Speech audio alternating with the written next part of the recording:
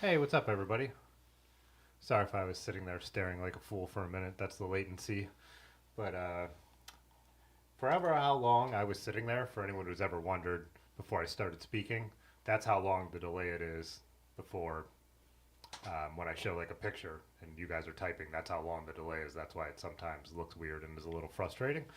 Anyways, the reason we didn't have the countdown is because I was down here and I couldn't figure out why the internet wasn't working. I had plugged in the wrong internet cable. Simple as I'm like, why isn't this modem giving us a signal? So yeah, dumb mistake, but yeah, I have to move the modem every night to make sure this computer's hardwired so I have a strong signal. Doing this on Wi-Fi is uh, no good. If you guys remember from the laptop days, sometimes I know some of the OGs who have been around for a while. So looks like I probably need to turn up the volume a little bit, right? Hello, hello, hello.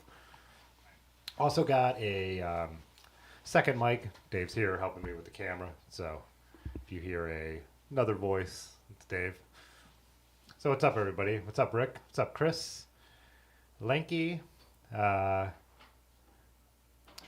Large, Vincent, Vincent Kubiak live. What's up? So yeah, tonight as the topic I put at the top, I'm sure we'll just go wherever and look at bike photos and all that kind of stuff too. But I thought I started to think of this topic over the last week, and then a video came out by a big cycling YouTube channel that really made me think of it.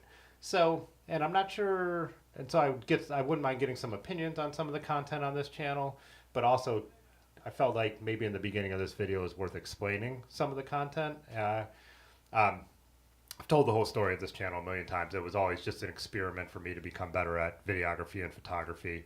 Um, the live streaming thing we started doing 2020, the idea was I wanted to teach myself how to live stream because I thought that might be a business opportunity and stuff like that. And then formed a little community and started having a lot of fun doing it. And in 2020 and 2021, especially in the winter, when there wasn't really anything else to do, live streaming, getting to nerd out about bikes became something we all started doing, and I still do it because it's fun and I enjoy chatting with you guys. Um, when it comes to the channel, like in content wise, like live streams are the least viewed part of the channel, but I feel like the people who come to the live streams are the people who care the most about the channel, I guess, the most invested. I don't like, me and Aaron always joke about the word fan, but I don't like that word, obviously. I feel like friends, like people who have been in the live stream have become real life friends, but also I think a lot of us from doing this every week are virtual friends, right? So looking at the list right here, uh, Jay Dandy, what's up? We know each other in real life because of this. Uh, but yeah, the people who chat in general and chat every week, um, you know, they're the people who are most invested in the channel, right? And that's where I believe channel memberships come from, which, again, this channel is not my living. It's, I don't, not even close to it, but it's nice that it, pays for GoPros and some extra stuff and to be able to buy music. Most of it goes back into the channel, but it's nice. But memberships are about half the revenue, and advertising dollars are about half the revenue. So I also feel like streams also do help out the channel a lot because I think that's where people would be interested in becoming a member and supporting it because it supports doing this and the super chats and all that kind of stuff you guys do for me, which I appreciate, and selling stuff like bandanas or whatever. So yeah, the live streams are actually the smallest part of the channel. And then the videos that are the next smallest part of the channel are the ones where I'm just riding my bike and cutting music to it. But those are my favorite thing to make, my favorite thing to go back and watch. And I feel like the people who engage with the channel the most enjoy those. So I'd be interested in the opinions of the people in the streams. When I make like a video that's just music and bike riding, so say like the one I just put out that we're just doing all those cuts all over the place. I did a little bit of an intro while I was riding my bike. Um, so I thought it was interesting because I was thinking of the numbers on that, and I'm like, okay, the people who comment all the time, it's on those videos, like the regulars.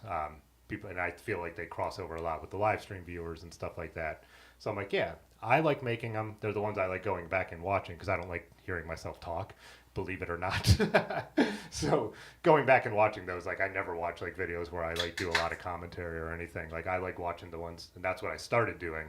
A lot of people have compared me over the last couple years to Dustin Klein with the editing style, but just the music videos like that with that similar editing style to his, I started making before I knew who he was. Not saying he hasn't influenced me, since I do know who he is.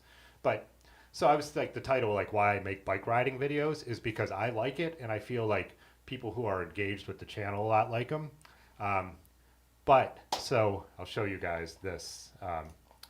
So I put a filter on here to show videos with at least 15,000 views. And so like this one, 5 years of bike touring, what I've learned, has 340,000 views. A Gap and a CNO video, one of each, have done really well, and that's because that's super popular. People who are going to start bike touring or dip their toe in bike packing, tons of people are searching that, super popular. The best alt bar conversion, alt bars are popular right now, 17,000 views. I invented the gravel bike, clickbaity title, 32,000 views. Think about pedals, anyone could go bike packing, 90,000 views. So this list of whatever, 11 videos has more views than probably everything else on the channel combined, which would be like, I don't know, I'd have to look, but 260 to, it might be 260 to 300 videos, somewhere in that ballpark on this channel. So if I wanted to just grow a YouTube channel and try and be as popular as possible, I could just make all those topic videos where I'm literally standing in this room, cutting in a little B-roll, like very pathless pedaled, which there's absolutely nothing wrong with that. I love that channel and watch every video he puts out. But I still feel like this, for me, is a hobby that makes a little bit of money, so I want to make what I want to make and not always just do reviews or talk about a topic, but just make fun videos. So I haven't read any of the comments yet, but I'll be curious to see, is that something that, like, I feel like the people who are in the live stream and the people who watch a lot of the videos don't just pop in for a couple, are the most interesting. And so then another thing happened after thinking of this topic and everything I just said. If you know the hugely popular mountain bike oriented channel Berm Peak, he just put out a video today, like basically saying the opposite of what I just said for his channel, why he doesn't make ride videos anymore. And so I haven't followed the channel long enough to know his old content, but I was just talking to Dave about it a little bit. And so I know he like built out like a park and stuff, but it sounds like he just had a lot more videos where he used to just go mountain biking, kind of like where I ride the industrial gravel is a vibe I get.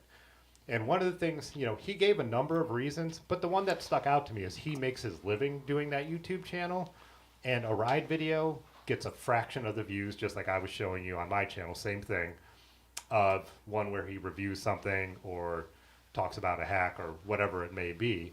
And so for him, it's a business, and why would you make a product that doesn't get bought, basically, So that's just that's how YouTube works in your different levels, whereas I feel like this is not how I make my living, so I feel like I have all the freedom to make whatever I want, but at the same time, I do want it to be something that the regulars enjoy engaging with. This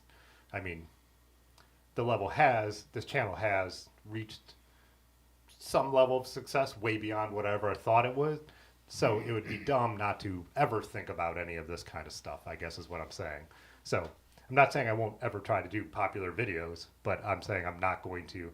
I know what the algorithm likes the best, and I'm just a nerd about anything I do, so I study how YouTube works. YouTube tells you how it works. The algorithm's not a mystery at all.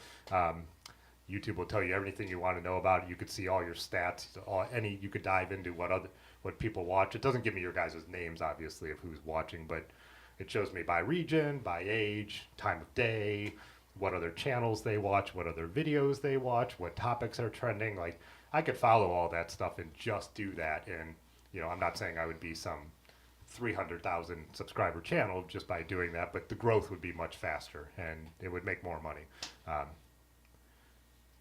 But I just feel like it's way more at my level, doing it for fun, keeping myself entertained, and then keeping the people who are regularly viewing the channel engaged. I think that makes way more sense. And also with it continually growing, I also think like that's a better growth strategy, because if you just try and follow everything and do all this other kind of stuff, you're not going to enjoy it as a creator. Like for me, like the YouTube videos are a big creative outlet. I'm a photographer. As the commercial photography stuff became my business, I spent less time doing hobby photography, obviously, and making videos was kind of a new creative outlet for me. So it's something I really enjoy, and I don't want it to become something that I don't enjoy. And at the end, I also want to say, like, none of this is complaining about anything. I enjoy all this, like, and so I'm not complaining about the money on YouTube. I'm not complaining about the views on videos. So right now, a low viewed video is like that I would put out would be just the bike ride with music, and it might be around 1,500 views. I still think that's amazing. So I'm definitely not complaining, but I'm really just kind of interested in what people who tune into the live stream, like I said, who I feel like are the most engaged fans, feel about the content, and if like doing what I just want to do makes sense to you guys as well. So yeah. Anywho, I'm going to go back and read through the comments because I don't know, I kind of felt like saying that, and again, this is no kind of complaint or anything, just saying where I'm coming from, like with this channel now that people watch it, I started this was a photography related channel a lot too, and I started a second channel to have that stuff. I haven't done a ton of stuff over there, but I also do like the channel because I just like threw a music video up on there like a month or two ago that I made because that channel's not niched down at all. Not a bunch of people watch it, so it's like, yeah, why not? Whereas throwing a photography channel on video on this channel now would make no sense. Like, it's not what people are clicking here for anymore. So yeah, I'm not a slave to the algorithm like in any way, but I'm also gonna still make videos that fall in the wheelhouse of what people expect. So, on a level, to a point, I guess is what the right phrase would be. Anywho, say what's up to everybody else and see what the comments are. What's up, Bouncing Bike Life? Lavia, what's up? How you doing? Oh yeah, Jay Dandy said there's a thousand dare in the channel. So Lanky, the lanky cyclist who is in here, just hit 1,000 on his channel. So congratulations to him. That used to mean you could get monetized, but now they've actually lowered that. So you're able to do monetization, channel memberships, and all the supers at 500 now. But you still have to have a certain amount of hours of watch time, and I can't remember what they've changed that to. Do I have a command that links to Lanky's channel? Let me see.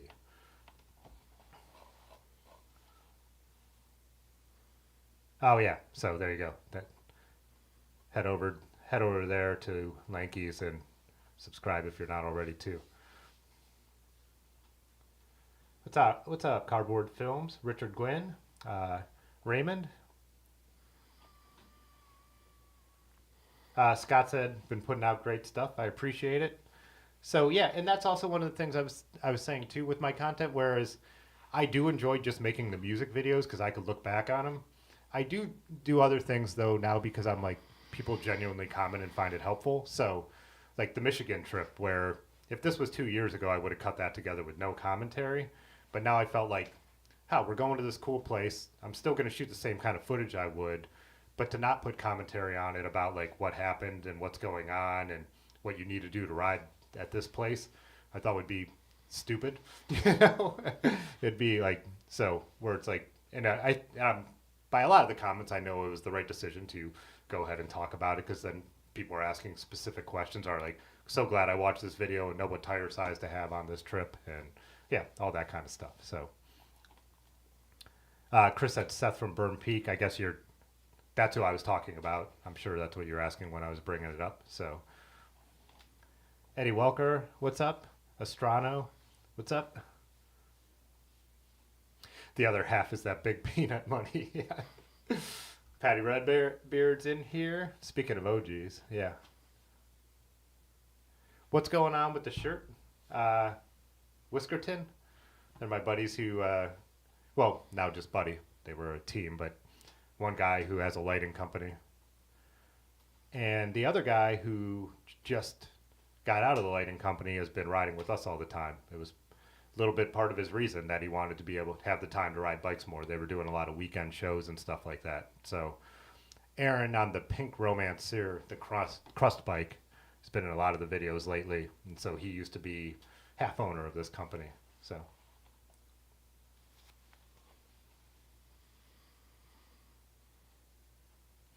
Rick said, doesn't YouTube put a lot of value on how long somebody is watching the video? Doesn't that make live streams a good thing? Yes, it does. So YouTube's first thing is click-through rate. So basically, as they try to, your audience is this circle that they figured likes to click on your stuff. YouTube's going to show those people your video. And if a lot of the people in that circle, you guys, the regular fans, click on it, then they'll just keep broadening that circle, and testing more and more people, like in the, in my case, like cycling, people click on those videos. And so once you click through, and then if people watch the video for a long time, then it'll broaden it even faster. So yeah, click-through rate and watch time are like the algorithm's main things. But live streams kind of stand alone because a lot of people aren't going to watch a live stream after the fact. I watch like a lot of Russ Pathless Pedals live streams after the fact because they're interviews. There's a lot of these live streams that I feel like would be less valuable after the fact because it's the audience interaction is what we're doing. So, when I have a guest and we talk about like a certain bike ride, like when Mike has been on and stuff like that, those ones get more views after the fact, where like one like this will hit a ceiling. It'll get the number of views it's going to get like in the next 3 days, and then just people aren't going to click on it anymore. So your watch time is huge on regular videos, and it will still help with the live stream, but just not as much. Every video stands pretty much alone on YouTube. That's the other thing to understand. YouTube's using my audience to know who to try and show my videos to, but because this live stream gets watched for 2 hours, doesn't affect my next, the video that'll come out on Thursday that much. It just helps them target the audience. It doesn't benefit that next video in that kind of way so much. If there's a little nuance there, but yeah. It helps you a lot, like in like Lanky's case, Lanky's made, if he needs to get his watch time up, like when it helped me get to monetization faster because I needed, back then the number was 4,000 hours of watch time in a year. So having like, even back then, like 10 to 15 people tune into full 2-hour live streams, like just made that happen way faster. But yeah, it doesn't really benefit as much as you would think. So, on the live stream front. Brian Paul said fun videos, thanks. Caitlin, what's up? And Richard said the music ride videos are the best. Keep making them. So, thanks. Matt Ford, what up, humans? Lanky said 98% male. I think I pulled that number on my channel up before. I don't know if Lanky's referencing mine specific, but it is extremely male dominated. And definitely during the pandemic, it was like me and Aaron looked at the numbers and we're like, this is wild. A big part of it trying to include her more in some like topics that, we did the mountain bike video with her and stuff too. I don't want to be so one-dimensional. I am a white dude though. I mean, there's no hiding that. I am a straight white dude. So I'm trying to remember where I could find that stat overall, but audience. So, but it's better, but it's still very male dominated.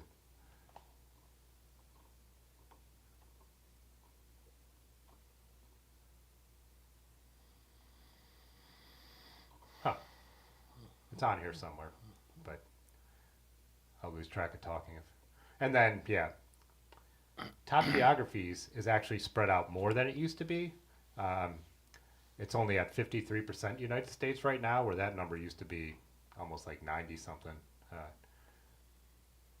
I hit the advertising demographic pretty well, I'll tell you that with the age. But we are 92.2% male now, so still very male dominated, but not nearly as not as bad as the like 99.8% we used to be. So, anyways, try and get through these comments even more. This is another thing I've always talked about. I've always thought, I don't know if I've said it as much in the live streams or in any videos, but I've talked to people in the comments a lot about it. I've always felt like too, a lot of the ride videos that I do, and one of the ideas behind them is, I feel like way more people live in places like I do than live in like the amazing place where Red Bull videos are shot, right? Or like that live in the mountains. And not to discount any of that. Those are all like I love kinds of videos that are aspirational, whether it's something that I don't think I could do, so it's like really cool to watch, or a place that I would love to go, or just seeing bike cycling in other places. But like the whole industrial gravel idea was exploring your own town, and I just feel like, you know, Akron's a city of like 200,000 people, a little less now, and I just feel like there's tons of 200,000 to 500,000 people cities, and then even smaller where what we do can be inspirational, to be like, hey, like where does that, as Otis says, like where does that road go? Let's try and find out. So that was also kind of one of the motivations behind those kind of videos. And from the comments where people are like, oh, you inspired me to get out on my bike today and try and check this out, is like the best comment that I could get, because to me it really is, you know, the goal was just to, like I said, make videos. But now with the target, like if you're motivating someone to ride their bike, I think there can't be really a higher praise. Whatever, I hate that word, I don't know, but that's the word I think of.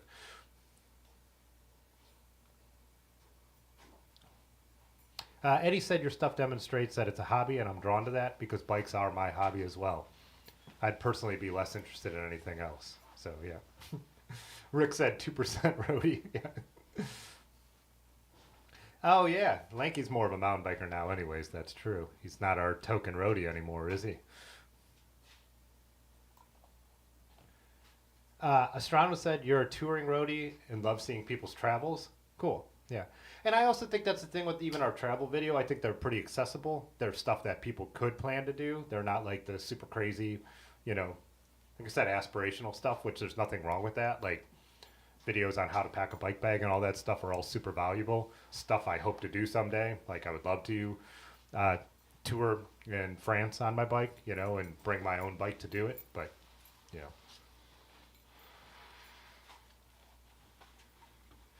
And Rick said 18% stoners. I think the percentage in these live streams is far higher than that. And Rick has been a member for 21 months. Nice. Oh, huh. It jumped me down to Rick's when he dropped that. And so I missed a bunch of the comments. Let's see. Balancing Bike Life said, what do you figure the percent of males riding bike is in general? That's a good question. I mean, I'll say your demographic kind of fits your local scene. I yeah, mean, you would know obviously better, but yeah, it is nice. I do feel like, you know, because I've seen the videos with Dirty River, they have been a huge influence in getting more women into riding bikes. So around here now, I don't feel like it's as skewed as I felt like it was when I started. But also, I didn't know as many people, obviously, who rode bikes as I do now. Yeah, I wonder what that number would break down. I mean, you'd obviously have to break it down along, just breaking it down on bikes in general. Like anyone, I don't know, if you said someone who rides 50 miles a week, is that kind of like something where you'd start to call someone a cyclist maybe? I don't know. But yeah, I have no idea. 70-30? I mean, I definitely don't think it's 92, you know, percent like this channel. But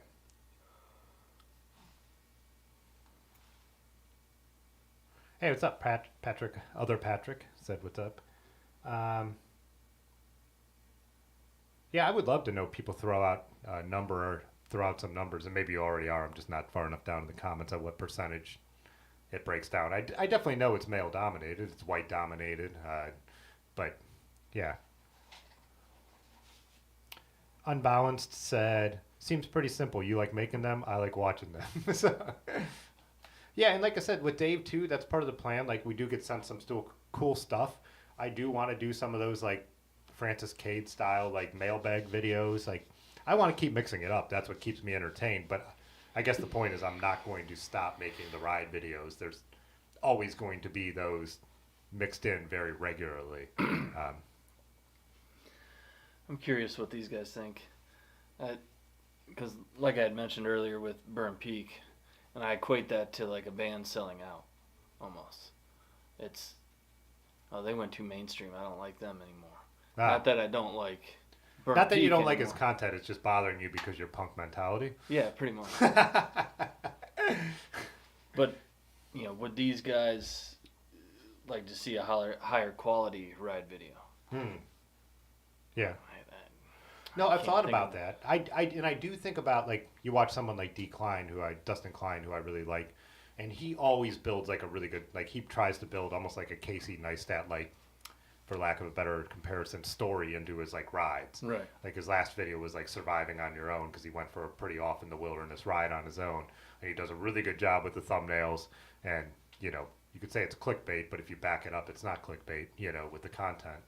So, but I do like that. During the pandemic, I was doing stuff where I was setting up the camera more, like using like 5 shots to get myself out the door with like the bike going through the door, me walking out, but like really quick cuts, so it wasn't wasting any more time than me having the camera in my mouth walking out the door. Like, yeah, I would love to have more time to do that. I always do say, with the channel becoming more popular and bringing in money, as it does bring in some revenue, it does make it worth putting in more effort into that kind of stuff. You know, having you help me make a YouTube video, I wouldn't have done that if it's not bringing in a little money, because we should be doing something more productive if there was no money here, you know. So, with your time.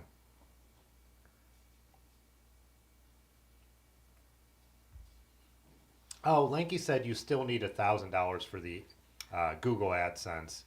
You could just get super thanks and super at 500. Okay, I did watch the videos about that, but I think I just don't have to pay as much attention to those details, I guess.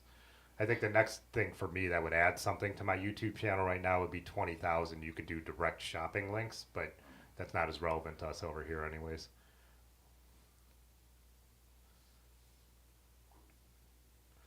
Patty Redbeard said, I could tell you monetization requires more than 36 subscribers. Patty's made some good videos, though. You haven't done it in a long time, though. But, yeah, we did a great live stream together that, me and Patty, that it didn't totally go off the rails, but we got into talking about native lands and everything at the end after a number of beverages. Got more political and all that.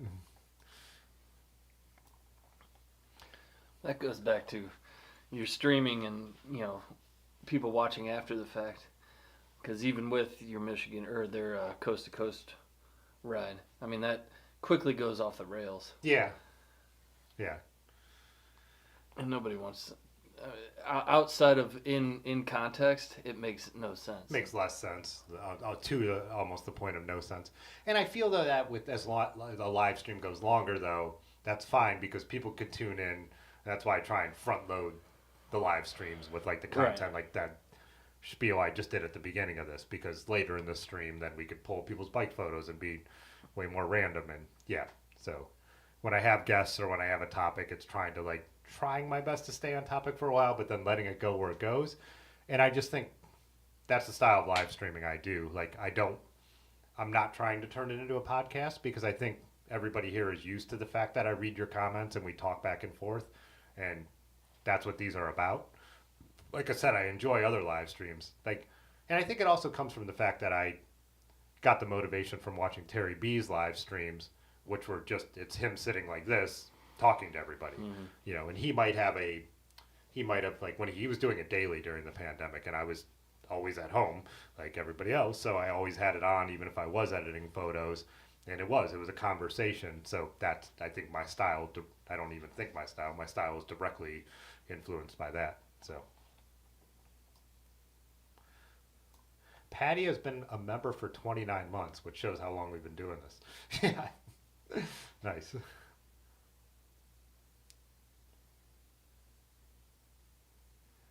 Joseph said, hey, what's up, brother? I love watching your videos. I'm getting ready to ride from Caitlin to Key West. Any suggestions on first time bike packing? My number one piece of advice is always try your setup out on I don't know how far that is because I could pull up maps, but I don't know where Caitlin is. But try your setup out on a simple trip first. Just something easy and overnight. Like, you know, that's my number one advice. Know that everything works. Know how your bike feels and handles with all the weight on it. So everything else will fall into place the more you do it. Damian Walker said, yo, what's up, Damian? JD said, oh, he's 28 months. He said, I'm OG adjacent. Jay Dandy's OG. I mean, you've been a member for 28 months, but definitely been jumping in for a long time. Hey, what's up, Eric Anderson? One of the latest channel members. I appreciate it. Thanks. Mount Microboy is in here. Everyone's already calling for maps. While I talk, should we pull up and see where Caitlin is? Is it in Florida? You gotta look. Do you know where it is, Dave? If he's going to the Keys, I would imagine it's Florida. There is a another channel that I follow, and we comment back and forth a lot. I'll pull him up in a minute, but I think he has videos on. I know he's in Florida. He has videos on doing the Florida Keys tour. That his channel is less of a how-to, but still, if you want to like have an idea of what you're getting into. Huh. I'm not getting anything. Maybe I should just copy that. Oh, it's with a Y. I put Caitlin with an I.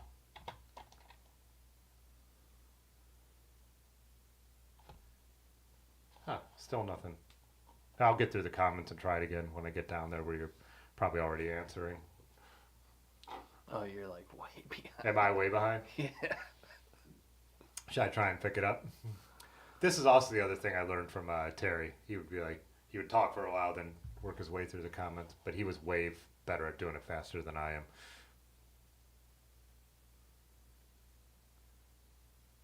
am. Driftwood said, very much enjoyed the Michigan videos. Come back, tried the Dragon, a premier world-class trail.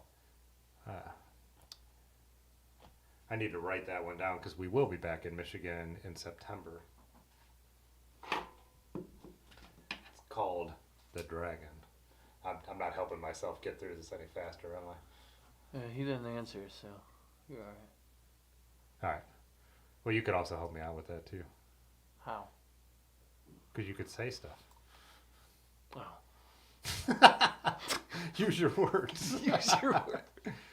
Chris said the Gravel Badass videos were pretty awesome. Still want to do a season 2 of that. Just me, Aaron, and Otis haven't got our shit together. We talk about it when we're all hanging out. We're like, we need to do a season 2 of the Gravel Badass. Otis has some buy-in on other sponsors for that too, that we haven't figured out what that would be. I don't know. We've reached out to the Q brands because pretty much everybody in that series was riding a QBP bike, but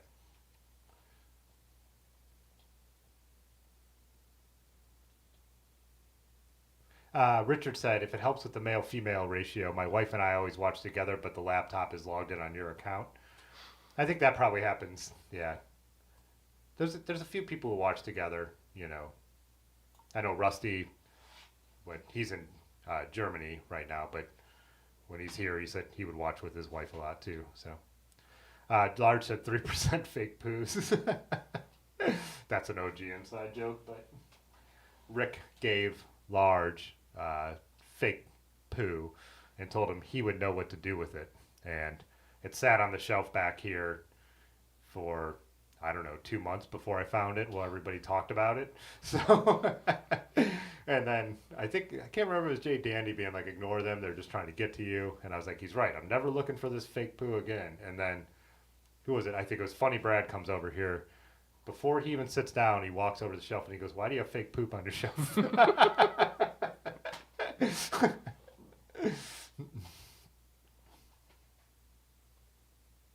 92% male, worse than a Star Trek convention. Yeah.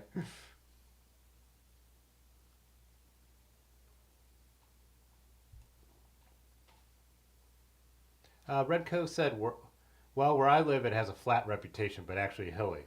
I got that a lot with the Michigan videos. People were really surprised by the elevation. And I said it's very similar to here. It's our river valleys and tributaries that make for most of the elevation around here. So where I live in Akron, the river completely curves around, and then there's the little Cuyahoga that breaks off the Cuyahoga. So there's just river valley everywhere. So when you see us climbing a lot, that's why. And that was the case in Michigan. Then when we were on the coast in Michigan, it was the dunes. So yeah. Rick, I'm not.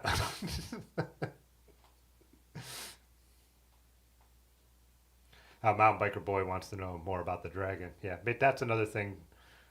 Make a mental note, Dave. We can pull up the map of the dragon. Hey, what's up, Traveling Through? How's it going? Another OG. Another great YouTuber, too. So click over to Traveling Through's channel as well.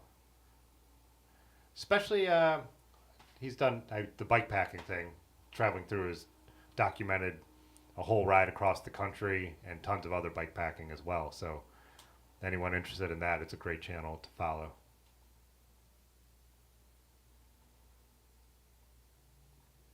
Redco said he wants to pack his bike for a flight, but not too much of a logistical nightmare. People usually ship them ahead.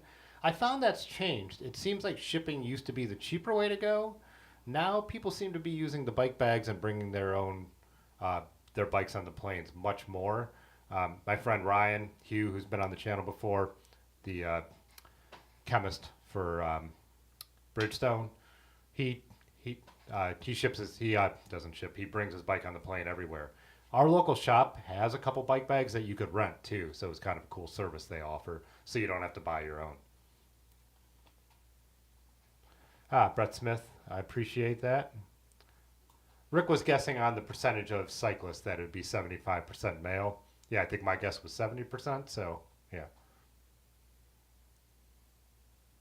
Mountain Biker Boy said kudos on the Michigan videos, gave him ideas what to do and what not to do, so.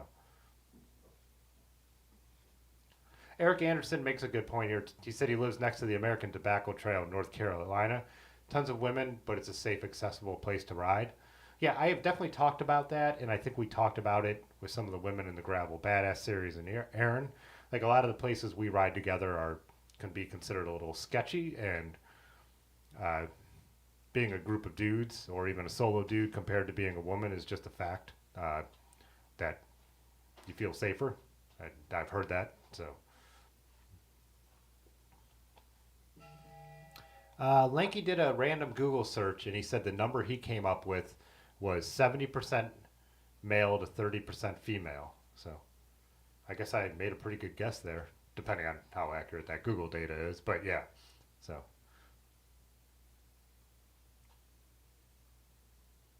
Jacob said, I know both women I ride with are way faster than me. That's funny. Yeah. If you guys were watching last week when we had Ames on, yeah, Ames is, I think, probably the fastest person in my personal circle of cyclists. So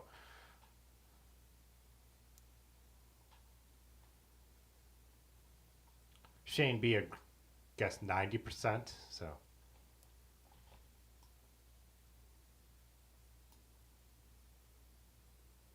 Raymond said most women I know prefer streaming services and not YouTube.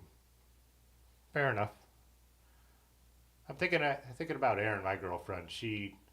I only watch YouTube for the most part, unless I'm somewhere else, like at her house where we watch anything I want to see streaming. So that's not a strong data point with one person, but yeah.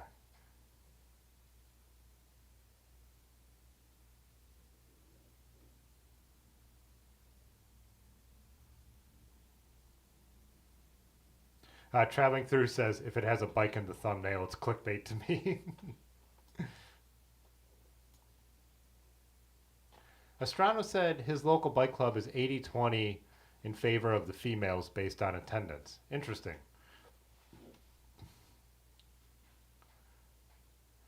I wonder if that, and again, that's just one number in one place, but do you think that is an effect of kind of what I was just saying, is the wanting to ride with other people, maybe? And I'm not going to pretend to ever speak for a woman, let alone anyone else, but like feeling safer having like a group experience to do it in might skew those numbers. I need to do a Wes Anderson ride video. Yeah. I watch his movies and I just think about that cinematography and I'm like, man, if I had more of those skills. But I do anytime, like in the studio, we do have some false walls, and anytime I like to take my phone even and do like a pan across them. I'm like, oh, Wes Anderson. The basement on the other side, Dave, is a really good one for that, where the dark room used to be, and we've taken off the front wall, and that's where all the paint supplies. I think I did that years ago. I think I did a pan like that, and Instagram story, and I was like, oh, look, Wes Anderson in my basement. But like you said about Patty, dug those AZ ride videos, such a different landscape. Yeah. Shane B said, Dustin Klein is awesome, good vibes, awesome edits, for sure. Just watched his latest one today, actually. I think it came out a little while ago, but I finally got to it at lunch. I had a ton of photos to edit today. Did it all day long, too, so I caught up on a lot of, not that one, but less visual YouTube, if that makes any sense. Like the Burn Peaks video. That's. D'Amico said, I think you should live stream from the bike. So that's something that Terry B did a lot. And he would do it on Twitch, like a whole day of riding through New York. And he also live streamed riding across the country.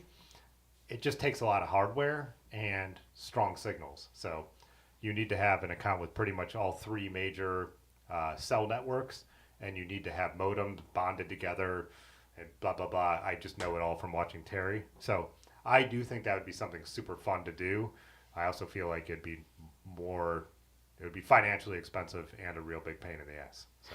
So, but I love that idea. It'd be so fun just to go out and ride my bike and have like the chat on the handlebars like you did, and be able to just talk to people like you guys while I'm like cruising around. Me and Rick had talked about it before, but yeah.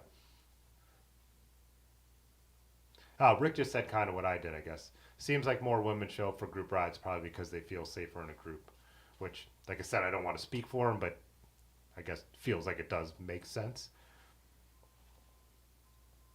Oh, and I see that Rick had said Tim said he's not smart enough to do that when it comes to the live streaming.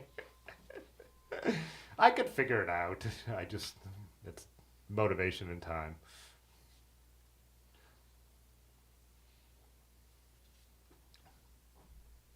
Jay Dandy was guessing that maybe it was Maitland, not Caitlin.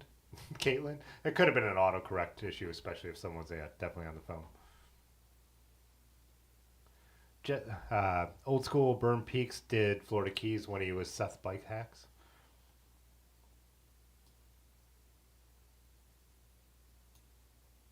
Oh, a good piece of advice from Richard Gwynn. Number 2 tip for bike packing. It's slower than almost any other type of cycling. Plan your mileage accordingly. Yeah. And especially if it's off-road, watch my first Michigan video. That's what it's all about. We completely miscalculated on the mileage we thought we could get done because we mostly rode and bike path toured. And we did calculate off-road into it, but just way off. We were just way off in what we thought we could achieve. So Shane said, awesome industrial video you did. Good stuff off the beaten path. Love the culvert clips. Thanks. Yeah, that's an interesting one. That's a couple people had commented. They're like, we've been exploring and doing the kind of cuts you've done forever, but never found a tunnel quite like that. Yeah. It's also one of the reasons I've always say this, if you want to know where I ride, I link the Strava below. That one I didn't, because I feel like there's some local knowledge involved in doing that. And there's also knowing when it would be safe to do that. And safe is always a relative term. It's probably never safe. There's it's just a creek, basically that they've channelized. So it's not a sewage overflow or anything, but rain could come into effect, and it is slippery in the bottom. And I don't mind showing a lot of our cuts. I'm not going to be directly responsible for people finding that one. If you want to find some of those cuts, you can. But like I said, railroad tracks are always illegal. It's private property. So I don't recommend anything we do in our videos, but I feel like adults could make adult decisions. So it's what I do. Hey, what's up, Ron Stuff? Haven't got to the naked maps yet. All right, Lanky. Oh, I missed Lanky, I'm sure. That was they should timestamp these comments. Lanky had said he's out, but just make the stuff that makes you happy. The insight vids when you discuss cycling topics are always his favorite. Cool. Oh, Tony's in here. What's up, Tony? Scott said definitely the most motivating channel in regards to getting you exploring your post-industrial New England town. Awesome. Like I said, those are my favorite kind of comments. That's why I feel like a big motivation to still do it instead of just beyond just being creative and trying to put together something fun. Eric Anderson said there are some ski areas not far from Traverse City, Boyne Mountain Bike Park, and Highland, so not surprised by the hills.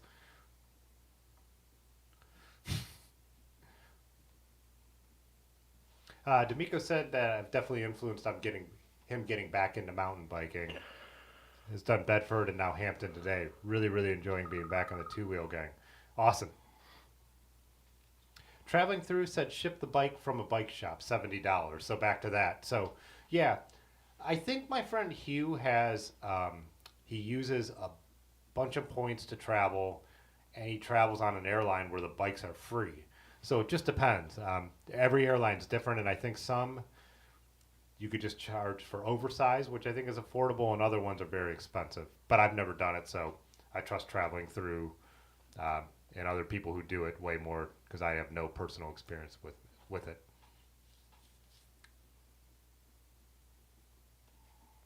Brett Smith said in his little cycling group, he's frequently the only male. At a big cycling event, it could look something like 70-30 male to female. Yeah, and I feel like that's probably where I pulled the number from, thinking of Black Fork or Road Apple or the few organized events I do. Some of the other events I do are more skewed and more even, and I think that's because they fall in more the alt cycling realm and less of the racy realm. So when you look at Nutmeg or Higher Ground, I feel like the split broke way more even at those. Still male favored, but not as male dominated as something that's racy. So.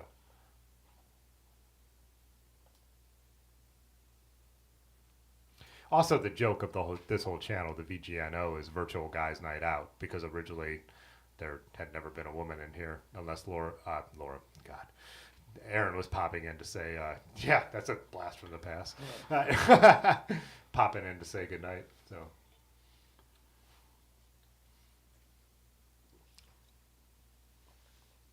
Astronomer said, lucky you didn't try to climb Sleeping Bear Dunes on this trip. It's brutal trying to get to the top. Yeah, and we had, just from walking on the beach, we knew that, and we weren't going to try and climb those dunes on a day where we still had 70 miles of riding to do. Glenn said, just joined and saw the description. Thanks for making your music videos. Keep them coming. Sure appreciate them. Yeah, do like to hear that. Wes Anderson ride video would be epic. I'll think about it. I would probably need Dave's help. It would definitely be a second camera type operation. Could be really cool. Also, I bet there's some kind of LUTs are like the color, so some kind of Wes Anderson color grading that I could rip off to give it the like a Wes Anderson feel with the that part of it.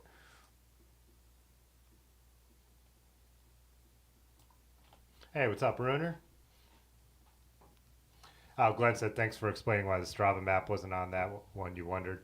Yeah, we cut through a number of things that we would do in the evening and when we know is a little better. Like I said, railroad tracks, cops can write you a ticket if they want. Yeah, we went through some, like that gravel mine is private and all that kind of stuff. We knew it was after hours when no one would be there, but one of those things where I just didn't want that. I wasn't going to post it online, so. If you're going to trespass, a bike is definitely the best way to do it, Steven said, for sure. Rick says, Tim has inspired me to wear funny hats and not shaved. They're called caps, not hats. Where was I? Saw David jumped in here.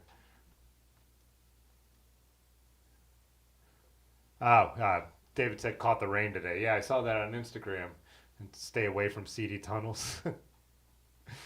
Matt said #1 fake poop influencer channel. Am I getting close, Dave? Yes, here. Jetpacks are good for trespassing too.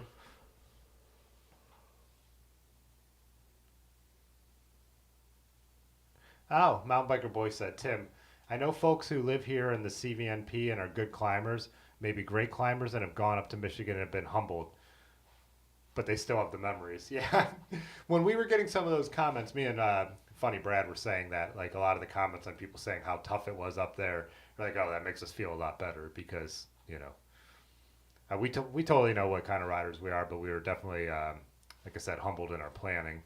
Plus the idea of all those short, steep climbs with loaded bikes just really wears you out.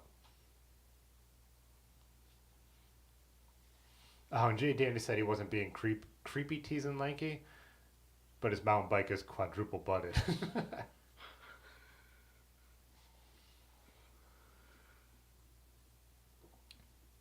Richard said gravel events in the UK tend to be more like 85% male. It seems like the US might be doing a little better. That's possible. We also have a big jump on that scene. It was popular here before it was popular in the UK, so maybe that, is allowed more time for the demographics to start to equal out. Tony said, get Hugh back on here. I'll bring beers. We do need to do it. Hugh needs a redeeming stream from that. We showed up from a bike ride, and we had already been drinking, and we raced back here, and he helped me race back here, and we streamed together. But, yeah. But he's been riding some of the Flanders routes the last couple days, so he did a lot of the climbs that are in the Tour of Flanders, which is really cool.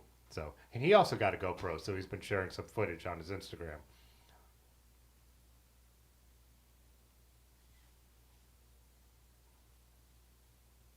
Oh, Richard said, first live stream you've been able to watch because you're in the U.S. for work and enjoyed it. Thanks.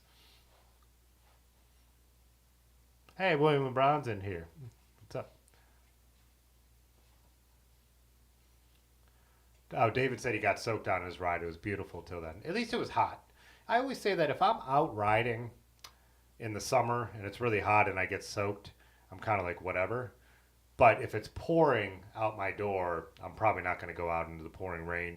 And if it's like fall or winter and it's like in the 40s and it's raining, I'm not going to do it. If you're on a bike tour, you have no choice. And I just try and not be frustrated by it. But yeah, in the summer, getting caught in the rain doesn't bother me so much. But I still do try and plan ahead a little bit. I try and look at it. But here in Northeast Ohio, it's so unpredictable too that, anytime it's over 90, there's a chance of thunderstorms. There doesn't need to be a front that moves through. They could just form. So I look at the percentages and I'm like, well, I'm not going to stay in. If I stay in, it won't rain. So, Hey, what's up, Jason Gates? And Shane said he enjoys finding secret local trails where you shouldn't be. Yeah, and we have a lot of gray area trails around here, which is surprising. Like I said, if you're going down tracks, it's illegal. We do it anyways, but you need to be aware.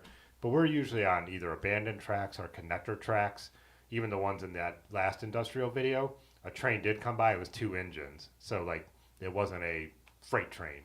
We weren't riding down, busy freight train tracks. But yeah, we have a lot of stuff. Like, we have a place called Honda Hills, where we go, and they've been in the videos. It's like a mountain bike course, like a little urban mountain bike course. And people are out there, we come out the next time and there's a new burnt car out there.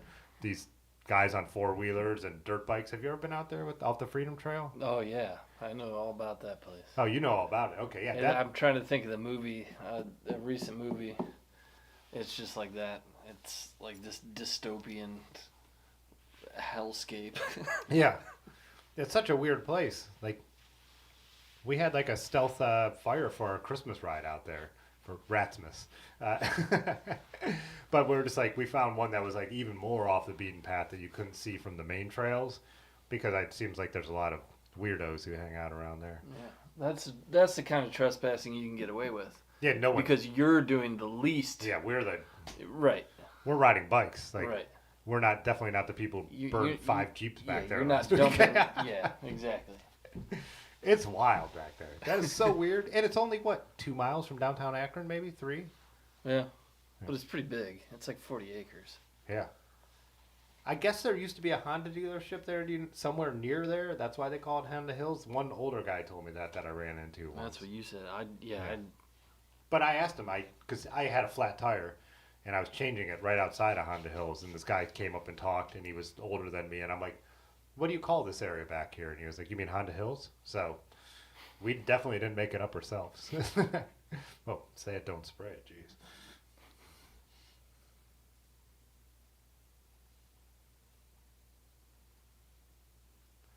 Stephen Marino said, I feel like the U.S. being so car-centric is part of the reason the gravel exploration riding is so good, and a lot of places are gated off to not let cars through but are easily passable by bike.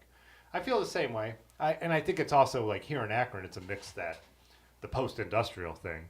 I think there's a lot of places where, like where our Route 8 is along the Little Cuyahoga Valley, when we ride underneath there, um, it's a pinch point leaving Akron. So all the train companies owned their own tracks back in the day. No one shared. There was no, Conrail and Amtrak. There was tons of different train companies, and they all had their own rails, and they all had to go through a spot like that. So for us now that there's only one or two freight companies running through Akron, and there's one passenger rail that doesn't even really stop here, I guess. Yeah, only in Cleveland. We don't even have passenger rail come through Akron, period. So we have all these abandoned tracks, and a lot of places the tracks have been torn out. So we go ride some of those. Other ones are the ones that are just turned into bike paths, rail trails that we have around here. So yeah, I do feel like it's a number of things, is that we have old developments that don't exist anymore, old train tracks that don't exist anymore, and even old roads that don't exist anymore. The Cuyahoga Valley, Lanky shows these in some of his videos, got turned into a national park and used to be a place where people lived, so there's abandoned roads and dead ends and stuff down there too. So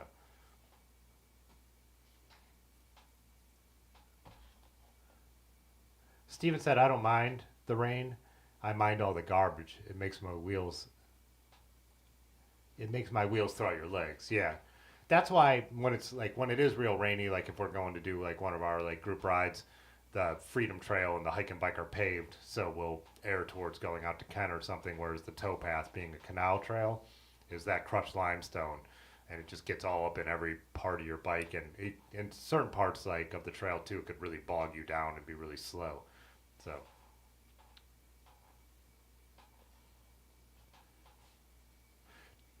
just don't ride Stoneman Road. Those people will citizens arrest you.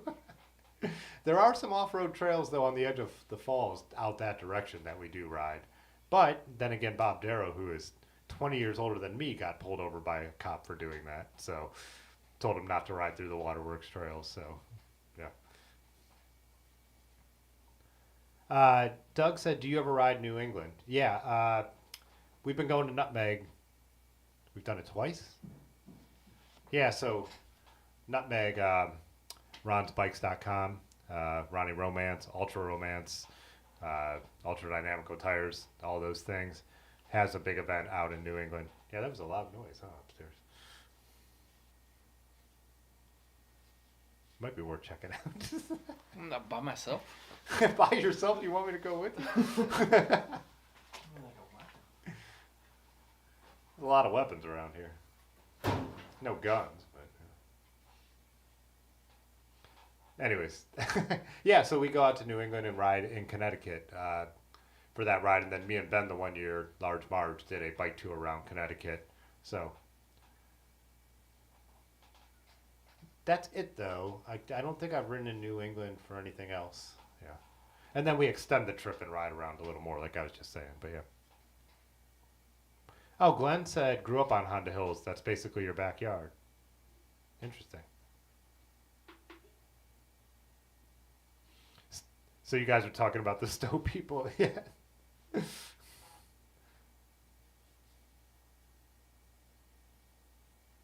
Oh, Sean said, did 60 miles the other weekend in car wash level rain. Wasn't too bad overall, but the puddles obscured some big potholes. I could see that depending on where you're riding. Trying to think of some of the worst rain. I do worry about getting caught in a downpour if you're road riding and just being less visible is kind of a big deal. Being on a bike tour, if you're on bike pass, less of a big deal, stuff like that.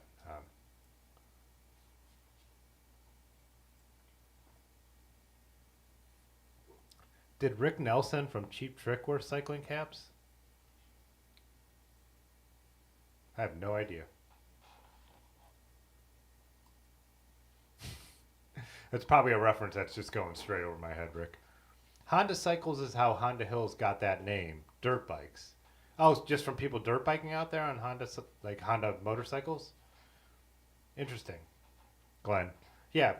Like I said, I was only riding the Freedom Trail on my vintage truck, had a flat tire, was changing it out, and a dude rode up, said he called it Honda Hills.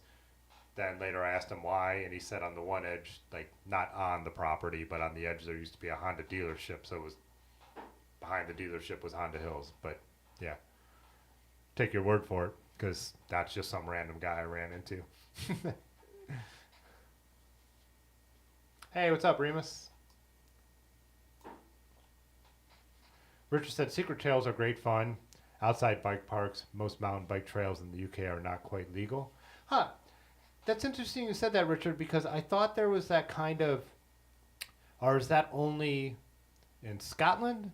I was just watching a video about like the right to camp off the road, and then, but I watched some stuff about the UK, and I thought it was the UK in general, but maybe I'm wrong, because I thought they were riding in England when I was watching this. About the old trails that like maintain their right of way even through private property, which I thought was really interesting. Because when I watched Francis Cade and a number of other UK-based channels, I felt like the dirt trails they're always riding, you know, where they go through and there's a gate, you open the gate, but then you make sure you close the gate behind you. So I thought there was like a certain number of, I thought there were rights to like almost ancient trails that have been there and ancient roadways that have been there forever, you know, more like walking paths that people sometimes ride now. And this is just from watching videos, no, like, you know. And here too with the gravel, I mean, I think a lot of people from Europe, and I think they know now, but a lot of people don't imagine the true expanse of the United States and how like sparse some of it is. So even here in Ohio, like a very populated state, we just have spaces that are rural, and the gravel roads, you're just, you know, not many people are going to pass you on, you know, cars, you know, you're just out there. So I kind of felt like that's not Ohio, but like where gravel around here really did come from, you know, like the whole Flint Hills thing in Kansas and all that. There's these roads that need to be there, and they're gravel, and they're just not very traveled. So someone up there fucking around? Is it after 10 o'clock? If they're hiding in the corner, I didn't see them. 10:02, drop the F-bomb at the right time. So it's weird though too, the apartment's on the second floor. Sometimes something happens up there, and even here in the basement it sounds like it's right next to you. And I also hear them go in the basement of the barber shop sometimes, and I'm like, oh, someone's... Yeah, I didn't look around behind curtains and false walls and shit. Yeah, I'll sleep real easy tonight then, I guess.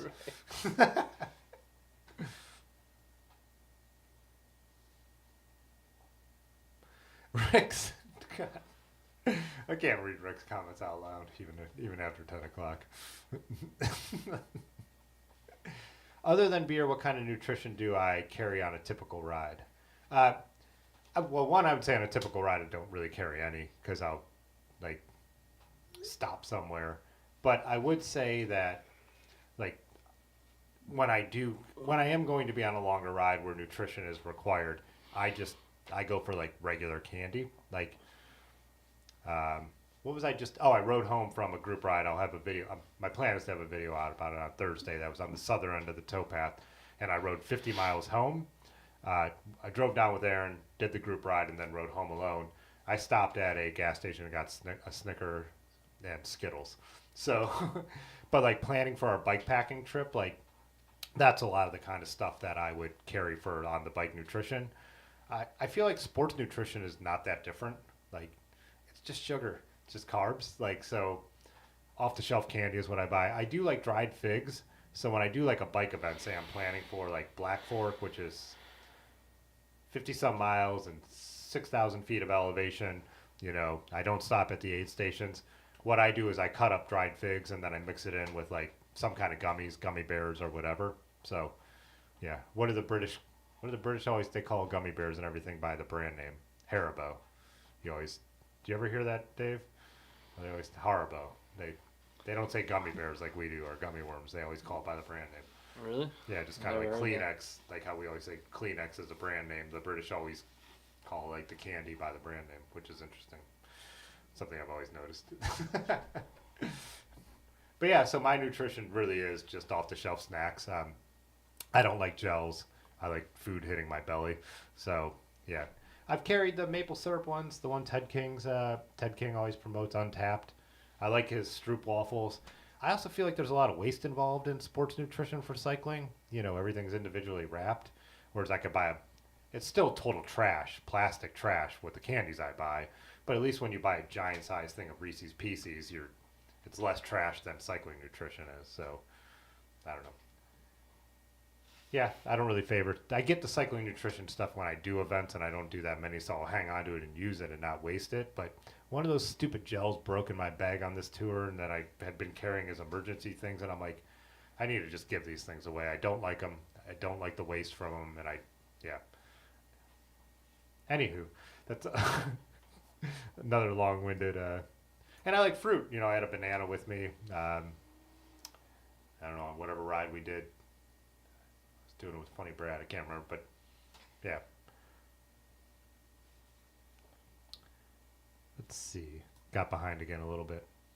And beer, unfortunately, does not work as you would think. The calories might help, but they don't. There's been times where I didn't eat, and then we had a couple beers, and I know about where I bonk if I'm riding fairly hard for me. So say something over 15 miles an hour, like I'll bonk at 30 miles usually.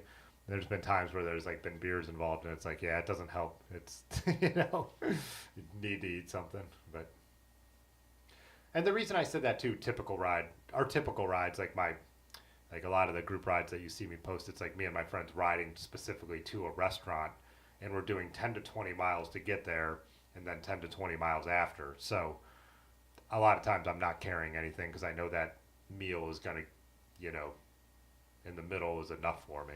So, Tony said, sometimes on a longer ride, I'll carry a second beer. Rick said Chinese food for long rides. You just have you just pour some noodles into your bike bag. Oh, I think Richard answered my question there. Oh, Right to Roam is only in Scotland. Okay. So I did see that about Scotland, and I knew about the camping off the side, out of sight. I felt like that was just Scotland, but I felt like there were some right-of-ways in England too. That's not like Europe in general? No, like well, you know, the UK doesn't follow anything the rest of Europe follows, but No. Let's not get that deep in the weeds. yeah. No, I mean like, so we're kind of talking about like a dirt track, you know what I mean? Like I said, a lot of like British like bikepacking videos I've watched, people are going through like a pasture, and they open up a gate and Yeah, they that's close what I it mean. behind. Right to roam. Yeah, he's saying it's only Scotland and the UK. Huh. I knew that like Scotland had like a more broad general like based rule than the rest of the UK, but I felt like there were some defined old routes throughout all of the UK, and I do feel like Europe has some of those in general, but there is still. Even with the EU local rules, I believe, but which obviously the UK is not a part of anymore.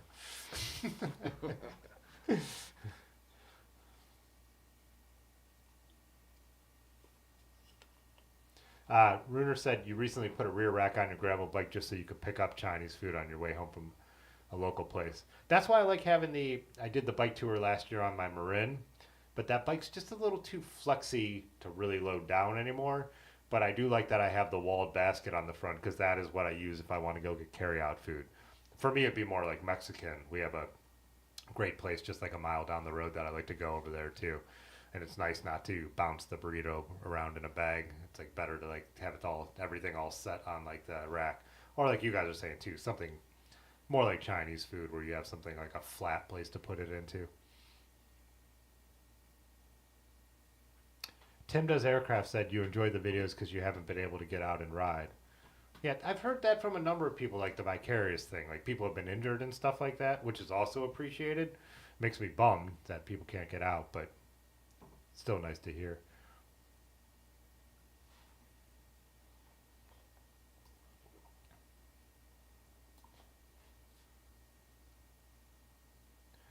Eric Anderson said, I had about 14 miles of illegal trails you helped build in Charlotte that eventually became legal on city-owned land. People were really generous to build with money to build bridges and features.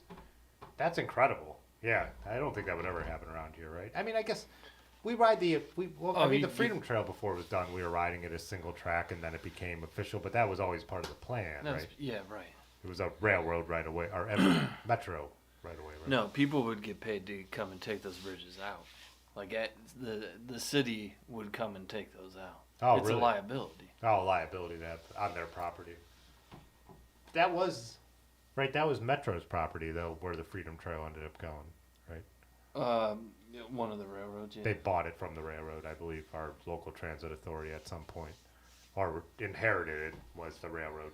Yeah, I forget the company. They probably paid yeah, like one a of the dollar or railroads. something. Yeah.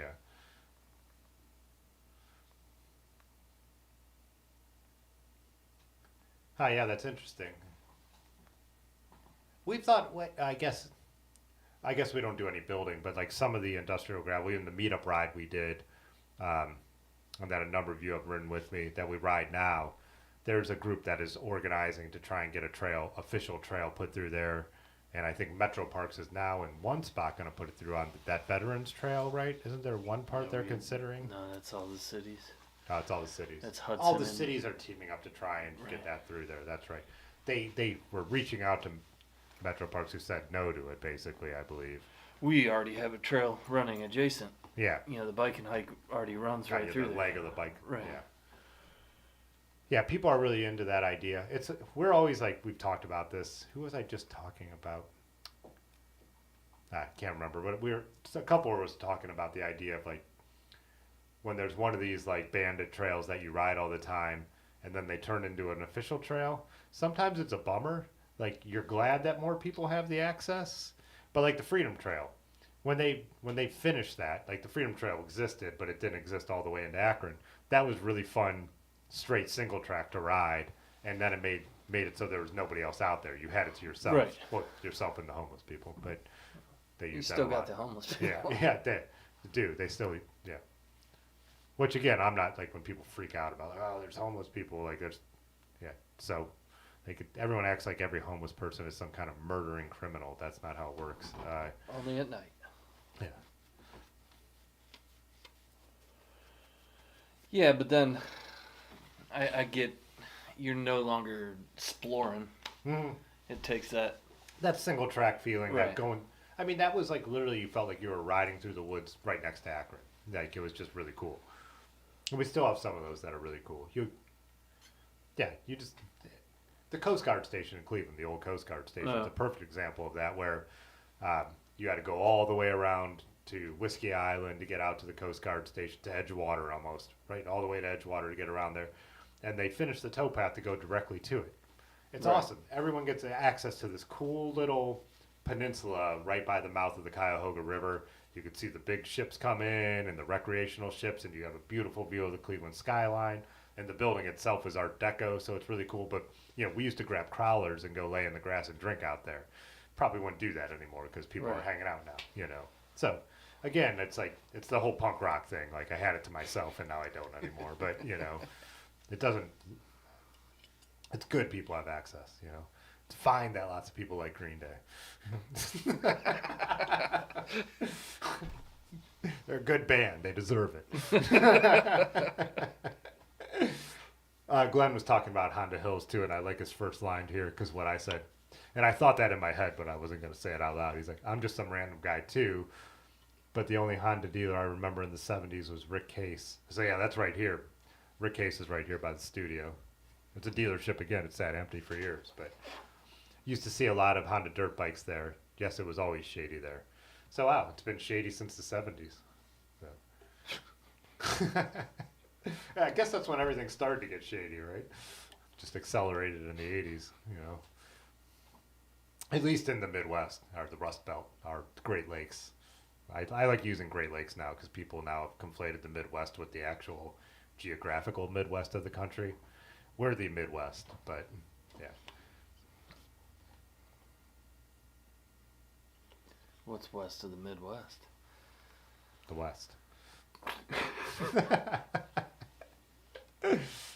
It's just the Midwest term came about when the country didn't extend all the way to the Pacific, right. So, or no one lived there basically.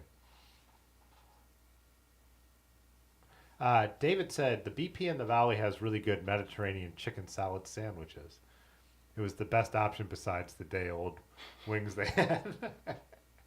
That's funny. Me and Large were riding Hampton Hills last night, and normally after Hampton, I would take one of our cuts home, which is an old access road that goes behind a development called Timber Top, like a really fun gravel climb or descent, basically all the way out of the valley. I was really hungry, but we went down to Quarters Up. So if I'm going to go down in the valley and eat, I'm probably going to pop into one of the spots. But then again, our food took really long, so I got kind of drunk. So That PP has the best crushed ice, or used to at least. that BP has the best crushed ice. Yeah. Huh. When I was dating my first girlfriend, that was like on my route, that BP, and I used to stop in there and get condoms and a 6-pack of Pabst. I'm a late bloomer. My first girlfriend, this is already in my 20s. That's where the plug would always go to. Meet me at the BP. Lots of transactions in that parking lot. Oh, yeah? Do you remember that BP used to be on the other side of the street where the Indian, the Vaguely. American Indian sculpture is? Vaguely remember Yeah. Anyways. that. Yeah, how hyper local can we make Yeah, this? let's make this, yeah.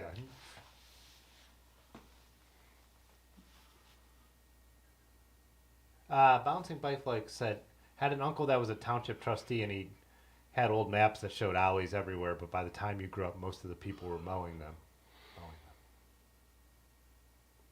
I think I know how, yeah. I have in my bedroom, I have this map I found, and I haven't quite dated it exactly. The freeways are just starting to be built, and the central interchange in Akron is on it, but they don't extend east and west yet, so 76, Interstate 76. But I've used that to do some exploring too. Honeywell's still on that map, which is a cut we use out of the valley that ends in someone's driveway, which is really funny. The street sign's still there, but you can tell the road hasn't been there for... And then even the one Metro Parks Road used to be a road that goes down to Cascade. But yeah, old maps are great for finding explore stuff. You know, long as stuff hasn't grown over too much, or try and find it in the winter if you're in an area that has like everything, all the leaves fall down in the winter, and all the, what do you call them, the spiky things, those little vines with spikes on them. Vines is this one? Or multifloral rose? Yeah, all that kind of stuff dies off multifloral rose, and yeah, even the blackberries and all that kind of stuff.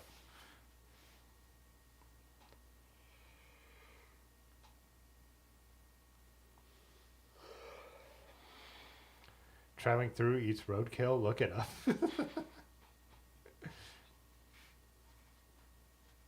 William LeBron said for warmer weather he takes paydays for riding, and in colder weather he likes Take 5. Huh? Why? I don't know if I've ever had a Take 5. Definitely ate a lot of paydays. Paydays, I agree with that. Yeah. Proper etiquette for pooping on a trail? There is, find a bathroom. Not that I always have, but. Jay Dandy said it seems like on the bike nutrition should be simple, but you're still trying to perfect it. Yeah, it's a lot of experience. Like I do feel like I have it kind of dialed where if I'm riding hard at when I need to eat, like I was mentioning, but I still just am dumb about it and mess it up. Like I said, even last night riding at Hampton, I should have ran across the street and grabbed some stuff before I went there, you know, or I should have eaten lunch that day, you know. Aaron says that I am ADHD and that sometimes that leads to hyperfocus and then you don't do like normal things. And also sometimes I'm lazy, so I don't know. It's probably a combination.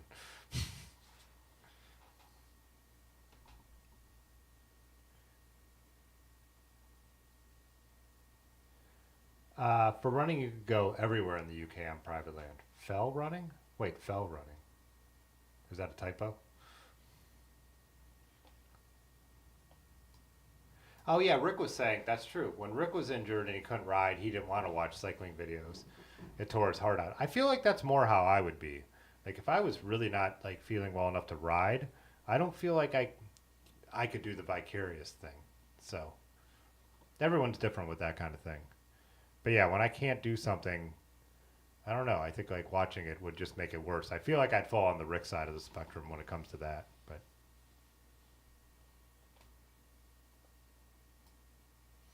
But just don't get caught by the commissaires, Rick.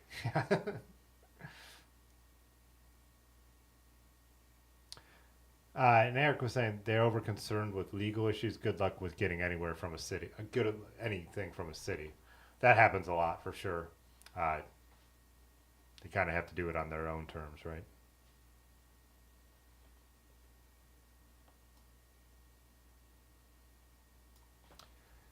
David asked another hyperlocal thing. Who found the dog park trails? I don't know. I can't remember who showed them to me. We've done a lot of Google Maps exploring, and then a lot of just like, again, seeing a cut. Me and That's the dog park trail. it mirrors the towpath, Oh, but you off go of back Memorial? behind the dog park. Yeah, Yeah, it's like an AT&T access road. AT&T access road, I and that think used so. to be a dump. Akron, that used to be Akron's dump back there too. So if you go down, then I started before I got back into cycling. I'd go hike down there, and if you just like move a little dirt, like only the plastic stuff's left. So there's little GI Joe guys and all Really? kinds of stuff. Yeah. Yeah, no, that's an active access road. It's okay. There's like a, I don't know, like transformer, whatever. It's right on the you ride by it on the towpath. That's where that goes. Yeah, there's a couple structures, concrete structures Right. back there too that don't look canal era, so I assume they're dump era. But yeah, or there's all kinds of weird stuff to find in Akron that you can't figure out what it was.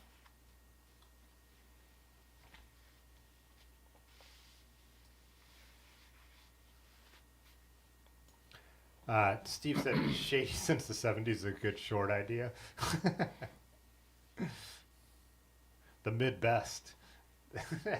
Has that been said before? That's a good one. I'm surprised some t-shirt company, maybe they do, but did I get way behind again? Oh, you're catching up. Yeah. Hey, what's up, Chris Alto?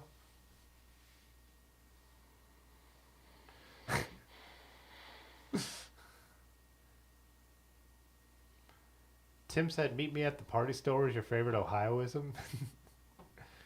Oh, Stephen brought up Holy for Holies, which is the Mexican place that I ride my Marin down to with my walled basket to pick up their burritos. Have you had that, Dave? Oh, they're so good. Are you still into Mexican food? Yeah, who isn't? But isn't that, I thought that was a food truck. It is. They have a location now. The food truck's always parked out. I've seen the location, but I thought that. No, that's a walk. There's a patio and maybe one table inside, but it's mostly like kind of a carry out place. Is the Oh, vibe. okay. Yeah. Yeah, they have a kitchen and everything. When I don't have food and I'm like, I need some Oh, yeah, dinner. it's right down the Holy street. for Holies. Is And like, it actually good though? oh, it's so good. And their burritos are like Monsters. massive. Right. When I tell her and I ate a whole one, she's like, "You're a gross person."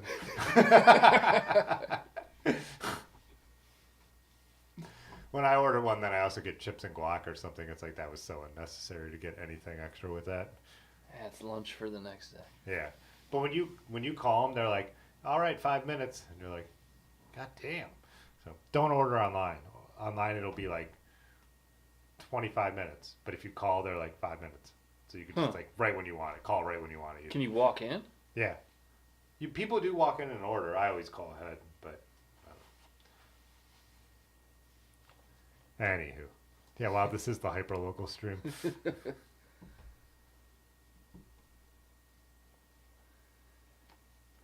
Tim said, "Party pack in Bryan, Ohio."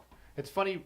Is that where you're from? Because I've been to Bryan to go to that brewery that's in the old church. It's like an amazing the way they build it out. Father John's brewery, and then there's also an old growth forest right there that I went hiking in. It stayed at a yurt, actually.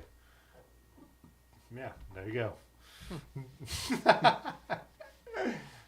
I didn't get into maps, but I do have some pictures of that cool place. They don't allow you to have your cell phone out. So like, I was taking photos with my camera. What, in Bryan in general? No, in the brewery. Welcome to Bryan. No cell phones. No allowed. cell phones. But yeah, they came over to me, and then I told them what I was doing, that I just have a blog. Like I was like, oh, I have a blog. I'm just using my regular camera, not my cell phone. And they were like, oh. And they gave us a tour of the place. Huh. I thought I was a big deal. No one reads this blog. No one still reads this blog. Oh yeah, I'll pull this up. But it's just a cool place in Bryan, Ohio. So. Yeah, they have the sword in the table, like the King Arthur thing. Yeah, just they built out this old church, super super cool. Yeah, all the lightings like that. Even the bathrooms were cool. Here it is from the outside. They had like pulleys and stuff to open the doors, you know, like weighted pulleys and all that. So. Tim says Goals Woods. Is that must be where it was? Goals Woods? See August 2014 to see the other photos from that. I think I have a photo of the yurt.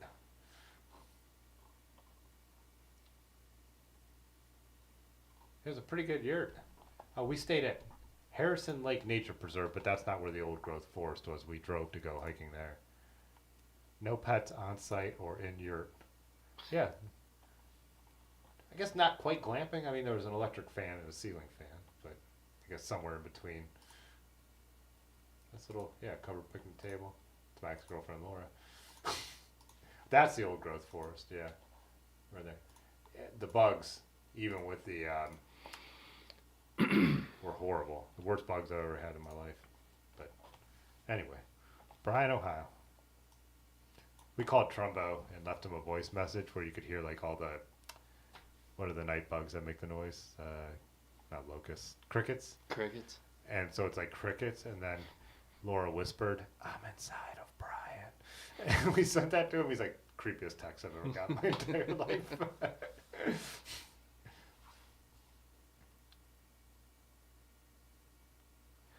Jay Dandy just said, PSA, be careful in the woods in Kent.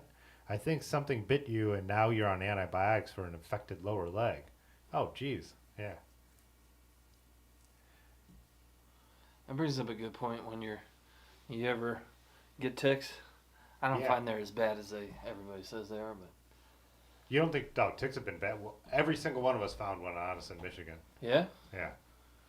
None of us got bit. We found it on and were able to flick it off. Like, I looked down at my leg, I was like, oh shit. We were doing a live stream here about I think it was about nutmeg last year, and there was a tick on this desk. Yeah. It must have fallen off someone. But yeah, we find they're really bad. Now when we've gone through grass doing exploring, when we stop, even at traffic lights, everyone like starts checking out their legs. Yeah, my dad just had Lyme disease. Yeah, you should. Yeah, yeah. I feel like they're really bad now. I think it might be one of the global weirding consequences. Well, and then Brad just got that infection from poison ivy, which I didn't know was a thing. Were you here when he was talking about that? No. Yeah, his toe, like That's from poison ivy. Poison ivy infected his toe. They were worried it was working. They were marking it with markers going on his leg. Like, they were like worried about like amputation and stuff. I didn't know poison. I used to think people who like complained about poison ivy that much were like big babies, and now it's like find out it's like actually really dangerous. Yeah, I didn't know that could happen. I mean, I've been in that situation, like scared to lose a finger or a hand, but. Yeah, I didn't. Yeah.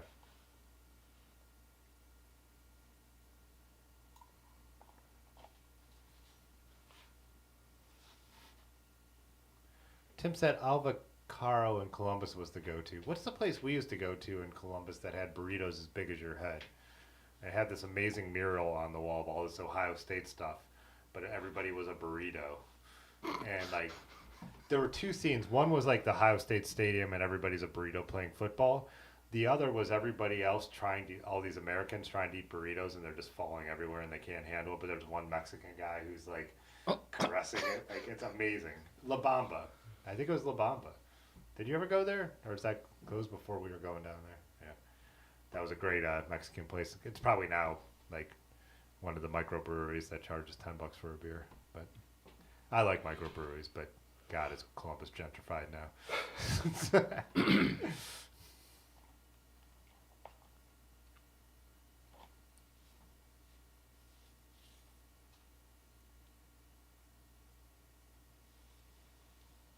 Fun is illegal in Bryan, Ohio.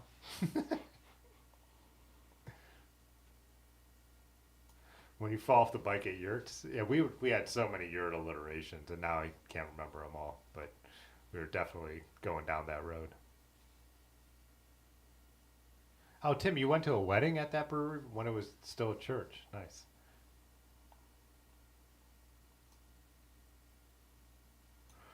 Chris Alta said Laura must not have liked bikes. um, I. It's funny because we did go on the first time we rode bikes together was out in Put-in Bay, and there were just bikes in the shed, and I'm like, she's like, I haven't ridden a bike forever. I'm like, let's just do it, and then we had an absolute blast. But yeah, I really got back into bikes when we broke up because then I just started riding my bike all the time. So, and that's right when I moved here.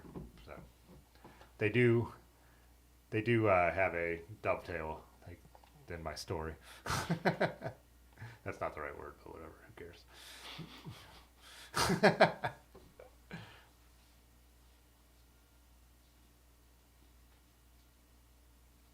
Wait, Mountain Biker Boy said, off topic, I recently went to a farmer's market, overfilled in a bar, bag, frame bag, and backpack. Suggestions on where racks that shit mountain bike frames? I can't. Can you read? Do you understand that comment? I recently went to a farmer's market. I don't see where you're reading. Suggestions on where racks that shit mountain bike frames. That fit is what he would be Oh. Yeah, I think the one a lot of people recommend for mountain bikes is the Old Man Mountain makes a bunch that like work well with even suspension mountain bikes. Check out if you're saying what I think you do, Mountain Biker Boy, that you want a rack so you could put more stuff on your bike, on your mountain bike, check out bikepacking.com's YouTube channel. He talks about racks that fit mountain bikes a lot, and there's a lot of good suggestions on there. I watch it all the time, but off the top of my head, I know Old Man Mountain is one of the brands they bring up, but they even like show racks that work with dropper posts and all that kind of stuff. So yeah, for good suggestions on that, check out bikepacking.com's YouTube channel. Probably just bikepacking.com too, but I know on the YouTube channel he talks about it all the time.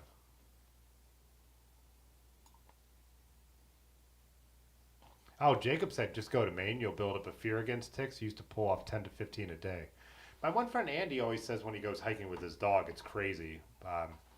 Yeah. A Mosaic Cosmos says it takes 36 hours for them to transmit Lyme disease. I've heard that baby ticks transmit it way faster than big ticks. That the problem is they suck your blood and then regurgitate into you, and that's how you get Lyme disease. And so if it's a baby tick, it takes them way less time to do that. That's what I've read, but I'm not arguing with you. You could know way more than I do about that.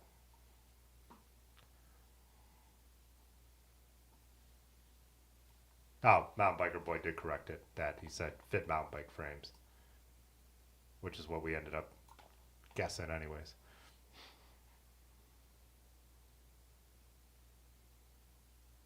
Huh. Chris Alto just said bike packed 324 miles in Minnesota last weekend. No repellent could have stopped those mosquitoes and flies. The bite recovery is worse than the muscle fatigue. I don't. It might have been Minnesota. Dylan, who's out in Oregon right now, who usually is in the chat, was saying the same thing, and I think it was about Minnesota. He was saying he had to run around while he was peeing because he was getting bit so bad.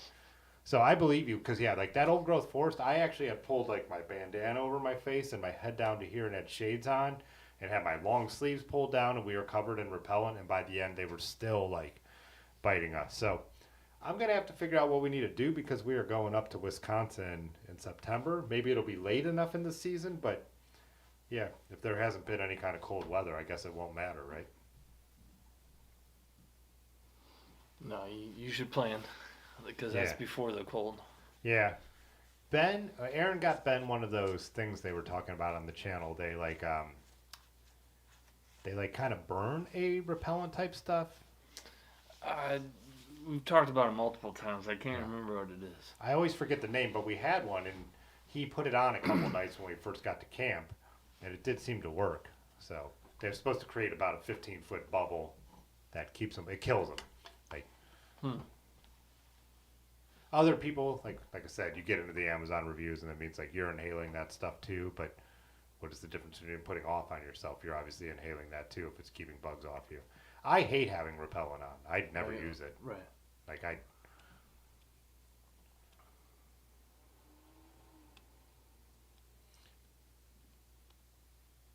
15 a beer, get it right.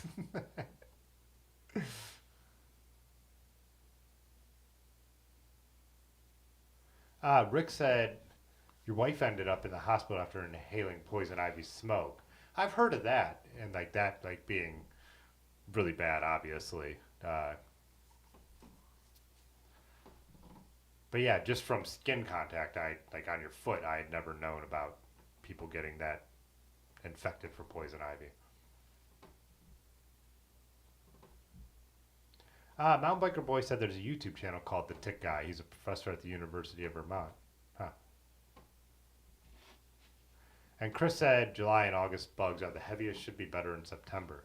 It's weird though, because remember at the farm, didn't most mosquitoes seem worse in like late August and stuff? It depends on the weather. Yeah, it depends on the weather. And where you're at too. Yellow jackets and wasps were definitely worse later in the season. Oh sure, right. But those are a little easier to deal with. Just you could see them. And it's just constantly wet down there, so it's It's always wet. But you used to, like, I felt like on the farm, as long as you were in the sun, you didn't have a problem. Oh yeah, but you step into the shade, right? Yeah. Even at Hampton the other night, we stopped at the top of the climb out of Hampton. We always kind of do, and I'm like, the last 2 times, and like Aaron like stopped there, and I'm like, I can't stop here. We need to get back out into the sun. Like, but thermocells is what those things are called.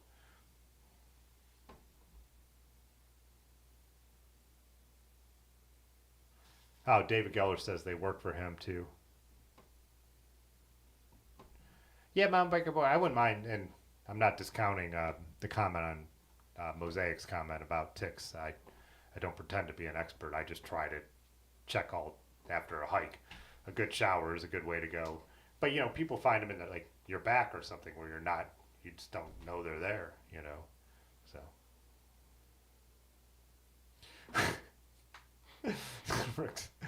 There's a superhero called the Tick. Just saying.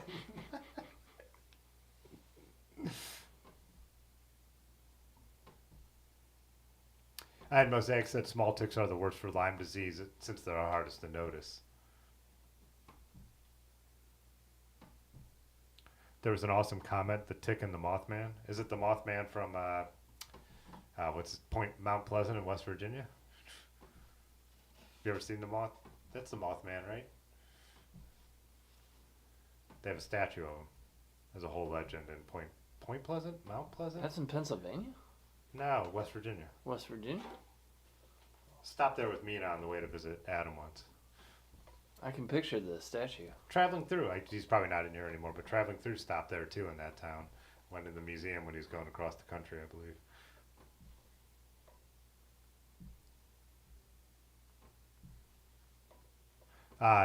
Eric said, a lot depends on water for the bugs. Yeah, that's what Dave was saying too. You were in Ann Arbor, early June, no bugs at all, but there was very minimal rain. And yeah, we didn't, like, people asked a lot about in Michigan, and after hearing about, the Minnesota and Wisconsin stuff, I was really nervous about being off that beaten path that much. But, you can see in the videos, there's times where we're sitting there in the woods, and we're not getting attacked during the day that bad. So I came home with no mosquito bites from that trip, believe it or not. So there were gnats, and stuff like that, but gnats are an annoyance, not really a problem. Mosaic, I had a beer. Yeah. Drank it already. It's a Green Grunge IPA from Fatheads, which is a local brewery.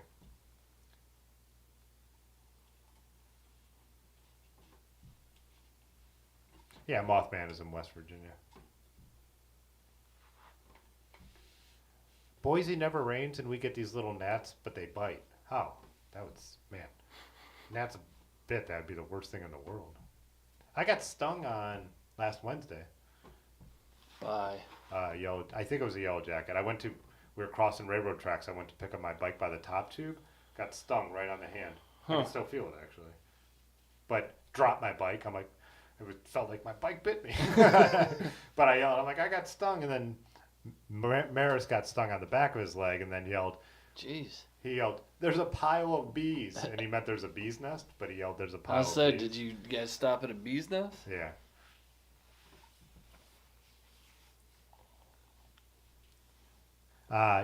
Arjan said yellow jackets are worse in the fall because they're basically hangry. They aren't collecting nectar because they aren't making new drones, but they're still feeding. Huh. Yeah, because me and Dave worked at a farm that we sold like roasted buttered sweet corn and lemonade and ice cream with fresh fruit. Can you imagine? And they hung up those little yellow jacket traps, which are just, it doesn't matter if you're like everything around you is a food source they like, you know? Hanging up more sugar just draws in more. I mean, it catches some of them, but it didn't matter. They were everywhere. It was like when we used to trap the raccoons and you looked up what the best bait for them was, and it said sweet corn. And it's like, well, that doesn't work. We grow 200 acres of sweet corn, and that's where we're trying to keep them out of. So, yeah, I know. I'm itching myself right now, Rick. Rick just said, is anyone else getting itchy? All this bug talk.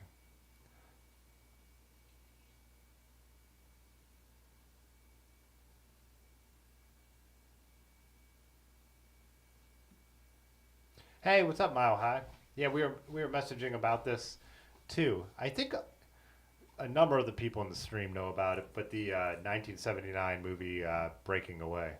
You've probably seen Breaking Away, right, Dave? Oh, yeah. Are you serious? Yeah. It was something that was on TV when I was growing up, and I never knew what it was. And my brother would always have it on whenever it came on. And I always remembered that semi-truck scene. That's the one that stuck out to me. But it was right when I got back into cycling I watched it. I'm probably due to watch it again. They still do that chat? Or, chat. Sorry, I just read that. The race? What is Little Indiana or whatever the hell they call it? There's a race that came out of that movie or that movie was based on? No, other way around. First thing you said. There was a race that came out of that movie? Yeah. Oh, I have no idea. Someone in the chat might know. Oh, Glenn said he just watched Breaking Away last night. Yeah, I think you gotta watch it at least like minimum once a year. Yeah, I know. I'm due. I'm definitely due for it. Oh, so it takes place in Indiana. Tim just said Indiana movie. The other one and Erin has it, it's an animated movie that everyone tells me to watch, and Erin has it sitting on DVD on her coffee table, and we still haven't watched it, is The Triplets of Bellevue. Bellevue? Have you heard of this one? No. I think it might be like animated mice that ride bikes or something. I don't know. Yeah, the Little 500. Oh, Little 500 is the race, a real thing. Before and after the movie. Huh. So unrelated to the movie. If it happened before the movie and it's still happening. I guess it's its own thing then. We should look it up. We should do it. So what do you think? Little 500 Indiana? Oh, I'm sure it'd be a top hit. Little 500 is pretty big. It's pretty on point. There's a student foundation. Ah, here we go.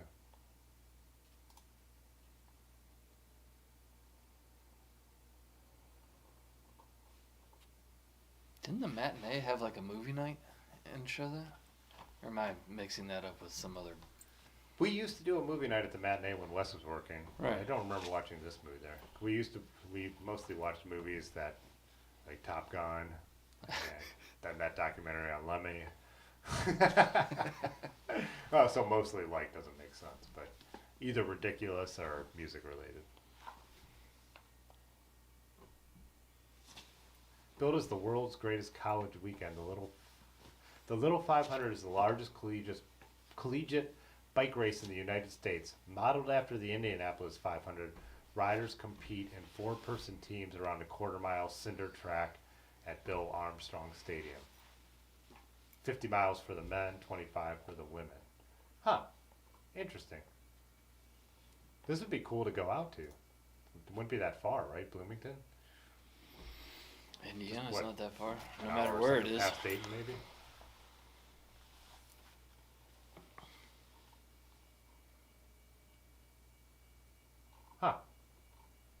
So the movie used this idea, it sounds like, from what Jay Dandy's saying.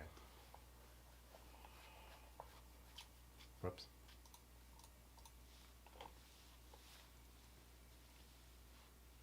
I've never seen the Kevin Bacon one. Is that Kevin Bacon one a Bike Messenger movie? No, that's somebody just said it. That's like Big Time Rush or Premium Rush. A Premium Rush, yeah. Because Terry B's, he used to share a studio with the guy whose bikes they used for Premium Rush. Oh yeah. What's his bike brand's name? Oh, come on. His main track model is named the Casino after the velodrome there in New York, but that's not the name of the brand. He had the breaking. He still owns the not breaking away the Premium Rush bike that the actor rode. They I don't think I've ever seen that. I watched the video. He showed how they like all the roughing up they did to make it look like a Bike Messenger bike, but he said it's pretty much perfect. God, I can't believe I can't think of his bike brand name. Yeah, see, Quicksilver is a movie that happens to have bikes in it. Yeah. Breaking Away Is bikes that happen to have a movie.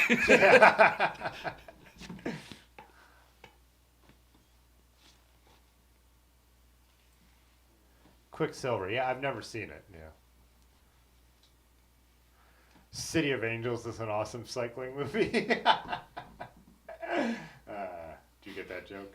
I do not, but that's Nicolas Cage. Oh. Meg Ryan, she dies on a bike in that movie. Sorry, spoiler alert. Spoiler alert. Spoiler alert. Yeah, you should have said that about Breaking Away too. I don't know if Mile High's actually seen it. You should. Immediately after this stream is over. See what? Breaking Away. I've seen Breaking Away. No, Mile High that brought it up. Oh.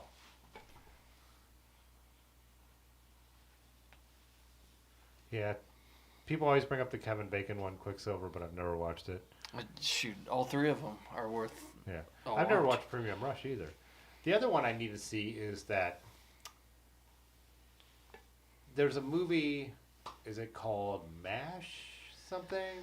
It's in San Francisco, and that's one that inspired like the fixed gear movement a lot too. But it's more like a skate video. I think it's real riders following real riders. Oh, yeah. Is it called MASH? No, possibly. I know what you're talking about. There's an older one that I've seen that's from the 90s, which is really interesting because the 80s, Bike Messengers in New York, and it's like you look. Oh, any of the documentaries or like even like the Nightline, stories about the messenger, just culture in New York. Yeah. Are awesome. They're. Oh, Tony said he's. Oh, yeah. Have a blast on your trip, Tony. Tony's heading off on his bike tour. Does James Coburn on a bicycle in Great Escape count as a bike movie? God, everything about that goes over my head. I know you're saying real words; they just don't mean anything to me. There was a Bike Messenger bike movie I watched not too long ago that was kind of cool. It was about an Italian guy who was running, I think Italian, who was running spy messages on his bike during World War II. And it's based on a real story, but they made a movie about it. He was stuffing like messages into the bike tubes and running into the Allies. Just watched that one a few years ago. I think it was like a pretty critically acclaimed smaller movie, but maybe someone in the chat knows what I'm talking about. He was a bike racer, then the war happened, and he would go out on his long bike rides, and the fascists wouldn't stop him from going through because he just looked like someone who was training on his bike. It's not called the Bike Messenger, is it? No, but I think it is something called like that. Like it's something like the bicycle diaries, the bicycle blah blah blah.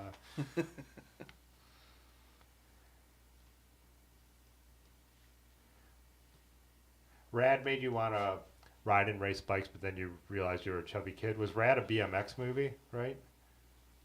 Sounds like it.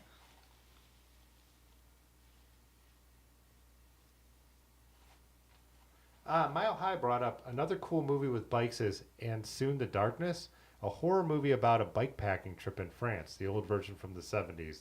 The new one remake sucks. Huh. I never heard. I'm surprised I haven't heard of either of them. Is E.T. technically a bike movie? I forgot. I do need to check that out again because my friend Dave from Boston, who also works for Metro Parks, did you ever come in? I know you probably don't cross paths with him too much. But anyways, he was saying how the earlier bike scene, there's an earlier bike scene in E.T. that's really good. Because everyone pictures the like flying scene. Because he was like, you guys need to rewatch E.T. It's a great bike movie. And I'm like, well, it's usually on the cover of the box. Like, I'm pretty familiar. It's kind of iconic moment. It's the same scene. He was saying there's another scene earlier in E.T. that's bike related. Where they're like jumping over the houses and down the back yards and all that. That's the same scene. I don't know. I haven't watched it in years.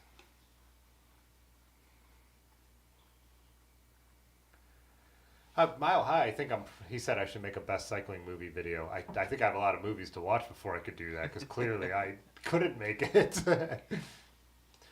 Jay Dandy asked Tony how many beers he's packing. He'll buy them along the way, that's for sure. The Spy Who Rode Me.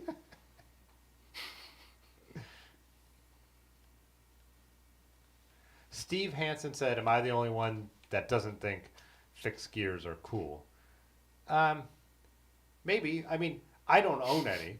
I still think like people bombing or like I said, when me and Dave like first started talking bikes together, we would watch YouTube videos of messengers bombing down the bridges in New York with their feet up on the top tubes and the pedals just spinning. It never inspired me to get into it, but I thought it was cool, And then, Large Marge, my friend I ride with all the time, rode fixed gears when I met him, and I thought it was cool, but I never enough to ride or own one. So I guess I think they're cool, but I don't ride them. So one of our friends who rode with us last week on the exploring video. Yeah. Oh no, I didn't make a video of that, but I have footage. He was riding a fixed gravel bike. Oof. No brakes. Oof. Yeah. For me, it's the culture. There's subsets in the culture that just could ruin it, and that applies to anything. Yeah. Yeah, they're gatekeeping anywhere. And then also, there's track bikes, which track bike people are hate the word fixie and all that. It's not a fixie, It's a track bike, but it's a fixie gear.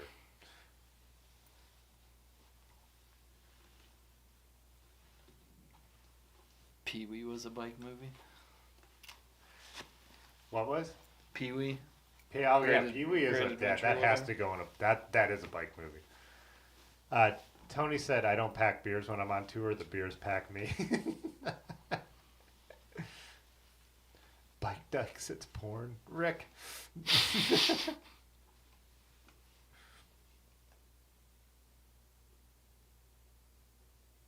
Richard said he used to ride fixed gears when he lived in London. With a front brake, yeah.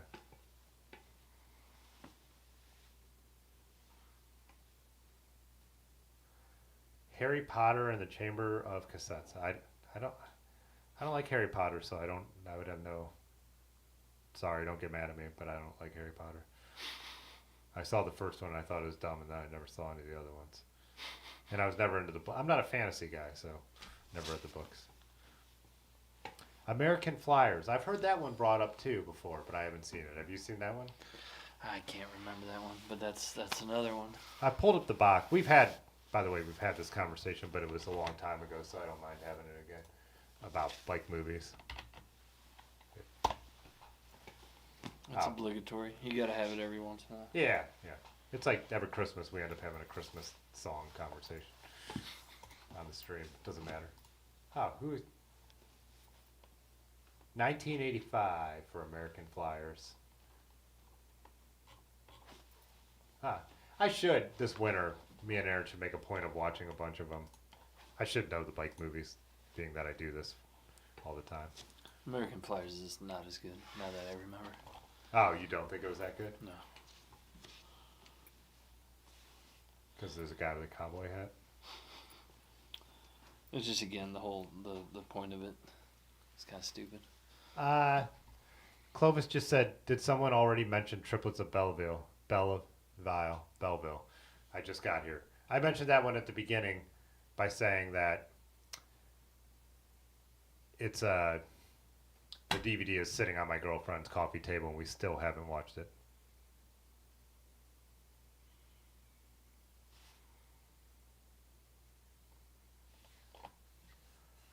Steve Hansen said I effed up, my bad. I don't know you effed up. Where are you again?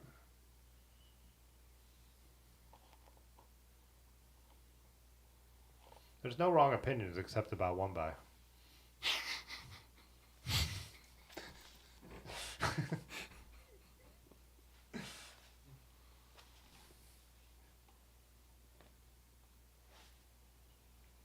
Richard said he always wanted a fixed gear gravel bike.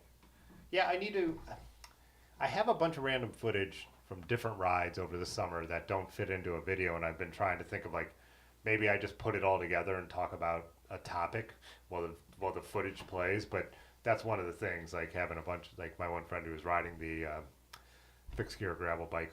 I've got some cool footage of us doing some cool cuts last week, but it's not its own standalone video, but Mosaic said, I always thought fixed gears were for guys that never tried friction shifters. Well, around here, too, I always think it's, I mean, excluding the mountain bike and gravel scene, like road fixies, I always thought was wild because we just have a lot of hills around here. And I do find most of my friends, as they get older, large included, have switched to geared bikes. I just don't think people's knees can handle fixies around here, right? I mean, this is not a good town. It'd be pretty brutal. It's not even a good just town. around town, just Yeah. like. You can't get around Akron without doing hills. Downtown has hills, you know.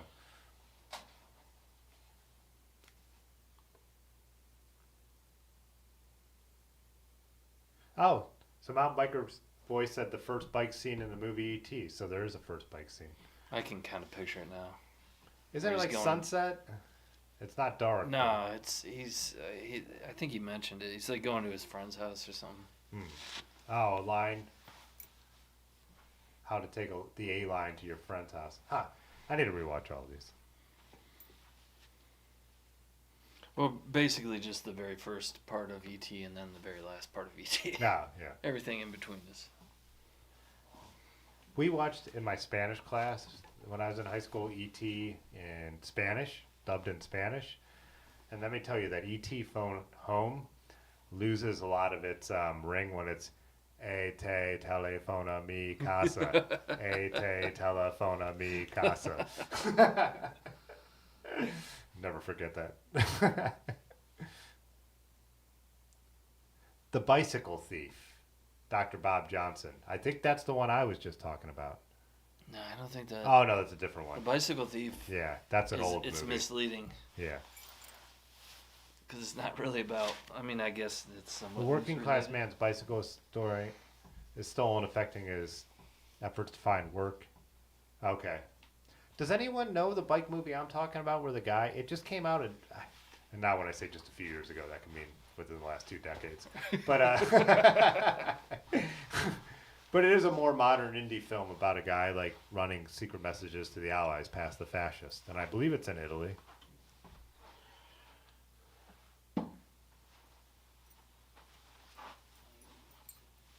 Well, I think I'm going to wrap it up. I know it's on the early side, but, oh, it's 11 o'clock. We've done 2 solid hours of bicycle chatting. Should I change the title to include bicycle movies? How long did we talk about bicycle movies? About 5 minutes. Nah, that's not long enough to be in the title. Could be in the description, you know. Anyways. Yeah, like I was saying, yeah, planning to get a video about the ride with Tony, the Yeti's on the Loose ride out on Thursday. Also recorded a bunch of footage of our adventure on Sunday riding at West Branch. That is the roughest mountain bike surface I've ever ridden in my life.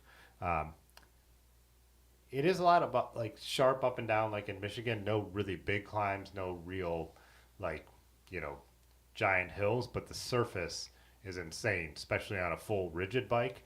And they have a trail called the Quarry Trail, which is really just a pile of rocks. A lot of hike-a-bike on a full rigid out there. And even my friends with decent front shocks walked a lot of it. So going to put together a video about that one too. First time at West Branch. There's good swimming and there's camping there. I didn't see the campground, but we did go swimming after too. So kind of a cool spot. But yeah. Glenn said, I hope you remember I want to watch that.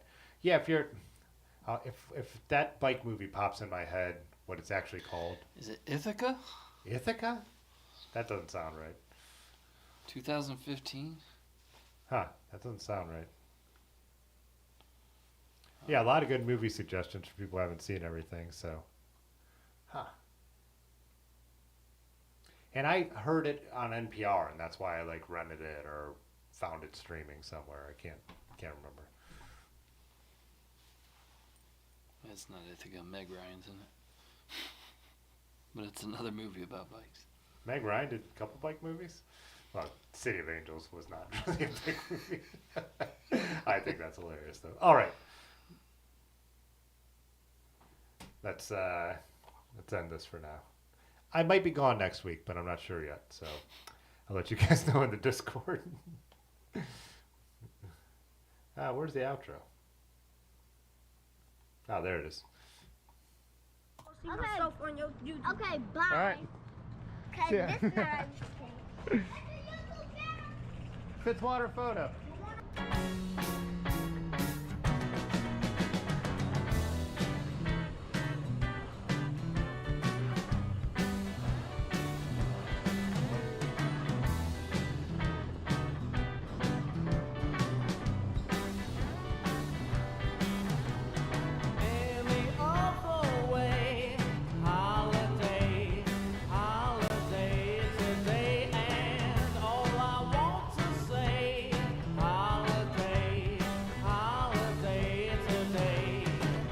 Catch the first train.